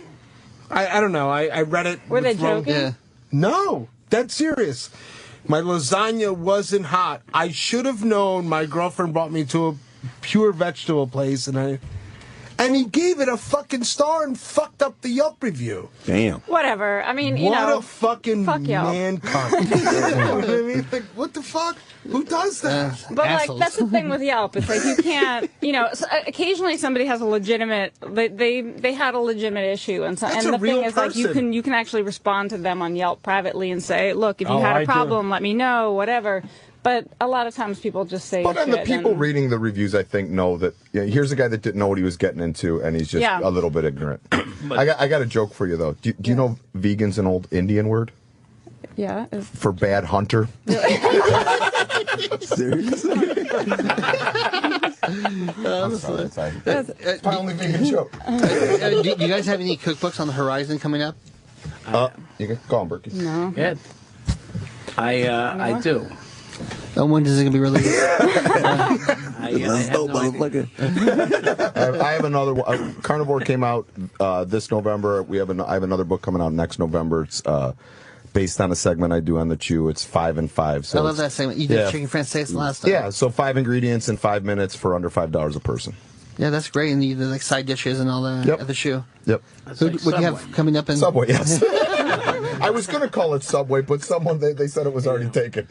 I got a cool meat question. I just came from Brazil. How do I trust those kind of restaurants where they bring like all the meats and then they give you like the map of the cow? By the way, I like the way you throw like you just came from somewhere. Yeah, I was. I just came from being massaged by 100 women, and I got a meat question. I don't know any Brazilian spots in New York. I've never been to one. Only when I go to Brazil. So, how do you trust like every part of those? My favorite place is Which called. shouldn't be a problem. It's called Rice and Beans. Okay. But Brazilian place is called Rice and Beans, which is on. It's real? Is that real? Is that a real spot? It's a real place, Okay, man. okay. I thought you were fucking with me, man. I ain't fucking with you, man. All right, my nigga. It's a good name. You're like a celebrity, man. But I mean, are you afraid to eat certain parts? Is that what the I'm problem not is? afraid, but I just find it like I never thought about it because they just keep coming around, and nobody. Oh no, really... you're talking about churrascarias. Churrascaria. Yeah, don't go there. Oh, for real? That's gross. Oh shit.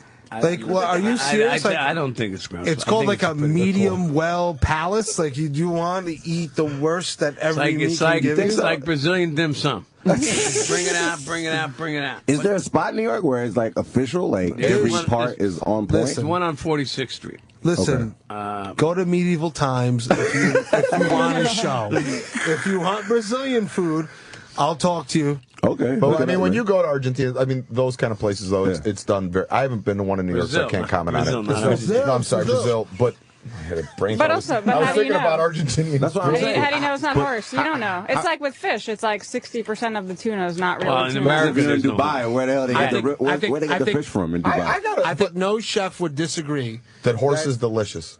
I love it. I went to IKEA the other day, and after the whole thing, and the restaurant at IKEA. You had horse in IKEA?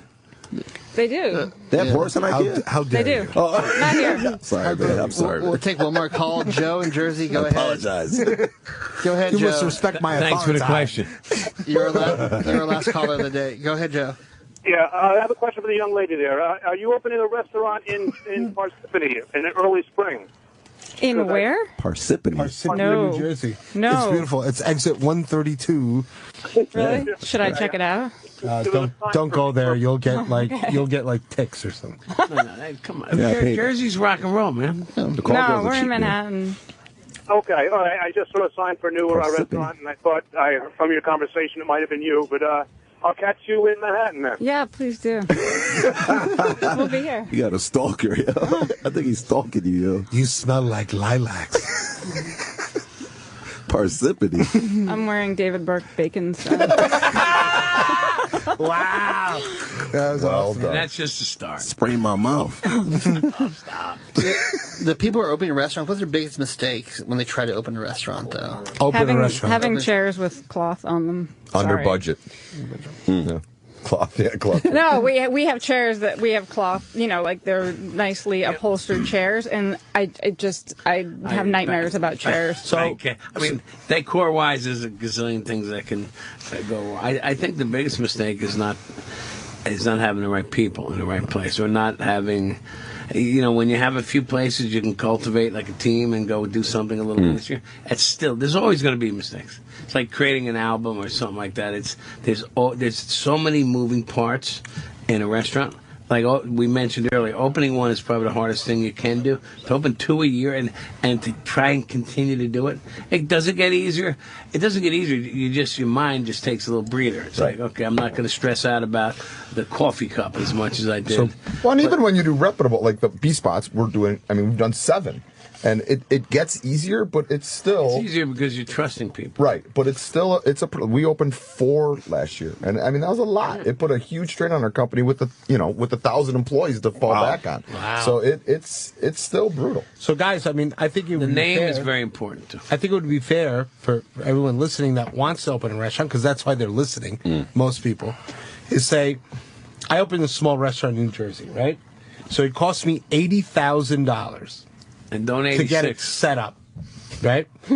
But it cost me $160,000 to get it up and running. Yeah. And I think that's a real number. That's crazy. It's your investment times 2.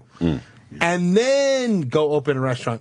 But every time you get somebody who's like, oh my God, I watched a movie with Christian Slater and he was a chef and I got $45,000. Go fuck yourself. Well, work at open somewhere even else. 80 times. Listen, you can't open a restaurant for less than several, yeah. $2-3 million. No, I'm talking about 750 square feet. Yeah, The smallest 2,500. Just to restaurant. put it in perspective, a 2,500 square foot burger joint cost us. Give me the it numbers. cost us about 1.2 to open every one. Damn. For a burger joint. That's Plus- like disco. Plus the resources That's like you already shiny put in, disco. Oh yeah, not counting all that other stuff, but Out of the blue to 1.2 start every your one. own place. How much was for the statue in front with you in it? The Rocky statue. It was given by charity. Is the first year a loss in any restaurant? No. deal? The first 6 years are a loss. Are you kidding me? It just depends. You can't worry about. All right, you put the money in to spend it. The first year's a loss if you think you're going to pay back 1.2. Yeah. And Lola cost us $5 million to build. So it all becomes relative, and you have to make a realistic chart of when debt service is going to get paid back and when all that thing is going to happen. You've got PR, you got reviews, you got economy, you got weather. You have got hurricanes. this, So got- you can't. I'm like a weatherman now that I have an outdoor garden. Yeah. I know how many days it was over 90 last summer. When I watch the news and those guys say, "Don't go out of your house, it's really snowing," I'm like, I'm going to find that guy, and he's in deep shit because I'm outside and there's no snow, and this guy's telling America to stay in their house. You got to understand, like it takes over $5 million to open a 300-seat restaurant. That's crazy. Well, unfortunately, we're running out of time, so I'm going to get the plugs in. I know, we got the plugs in real quick. That's We some have bullshit. Michael Simon, his Twitter is at Chef Simon, SYMON. And you could go to his website, lolabistro.com, and also ABC/The Shoe. I'm not nearly as angry And on my Twitter site. And we have Chef David Burke. His Twitter is at Chef David Burke. And his website for all information is davidburke.com. And we have Sarah. Sarma, I'm sorry. It's only been 2 hours. I know. It's not like we haven't been here since fucking 4 o'clock. What the fuck, dude? OneLuckyDuck.com. You get to Sarma's restaurant at Pure Food and Wine. I got to go eat fennel now because you were such a dick. 54 Irving Place. And you can buy her book in Amazon, Living Raw Food, right now. And also My Randy wife Gerber. hates fennel. And my Twitter, I have a good vegan rant going on right now at Sarma. At Sarma. And Randy Gerber, who called in, it's Sexy. at Casa Amigos. And thank you to Randy Gerber living the dream. Oh my God, thank you to Who Meredith Kid. Crawford. Thank you to Sam, who works 7 days a week. Thank you for coming in. And thank you to Troy Kwan. Moisture. And thank you to Opie for letting me do the hour and bumping Eric. And And David, Eastside Dave show's next. The Davey and- Mac Sports Program. Yeah. Yeah. And we're done. Slabo! That's it. Bye. Good night. They should have never gave you The food court is closed. What I do know is there was a party in here on Saturday. I don't know if you guys tuned in. When's Roland's show going up on demand? I'm guessing today. Well, I would hope today because it was a party. Roland came in here Saturday at 5 p.m., 2 days ago, and he tore the house down. He walked in. He had I don't know if you saw it on my Instagram. I posted a picture at Not Sam. There were 20 people in this tiny little studio. You always hear Opie and Anthony talk about how cramped up the studio is. Roland packed 20 people in here. He had a table full of food and booze for whoever wanted to have some. He had 5 chefs in here, all just shooting the shit. And Roland just conducting the food court.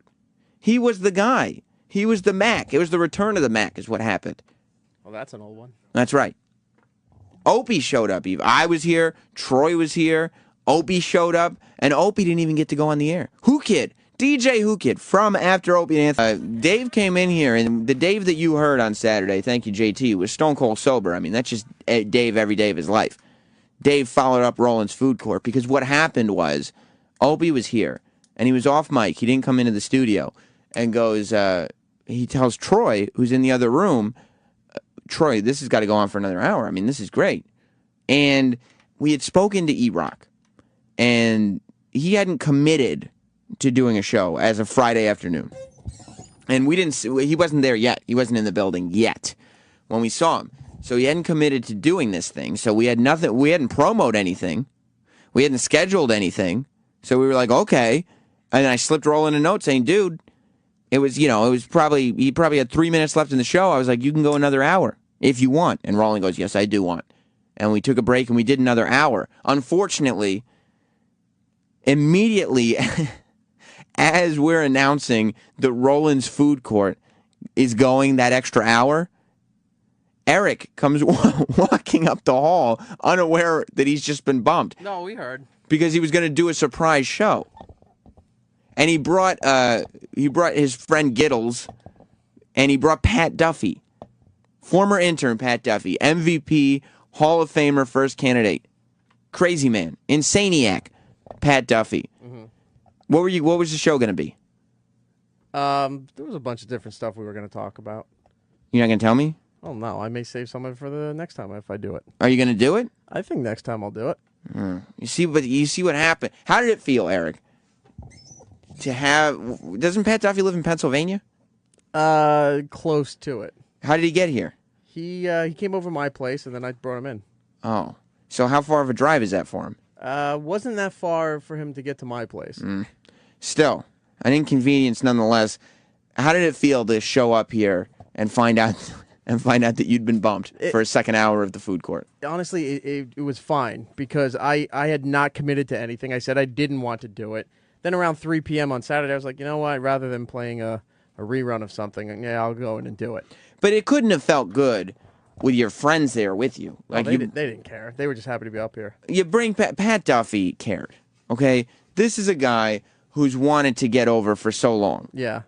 And every time he thinks he's got a shot, somebody just comes and swipes it away from him. You dangle it right in front of him, and he's like, I'm not going to reach for it. I'm not going to be a sucker. I'm not going to reach for it.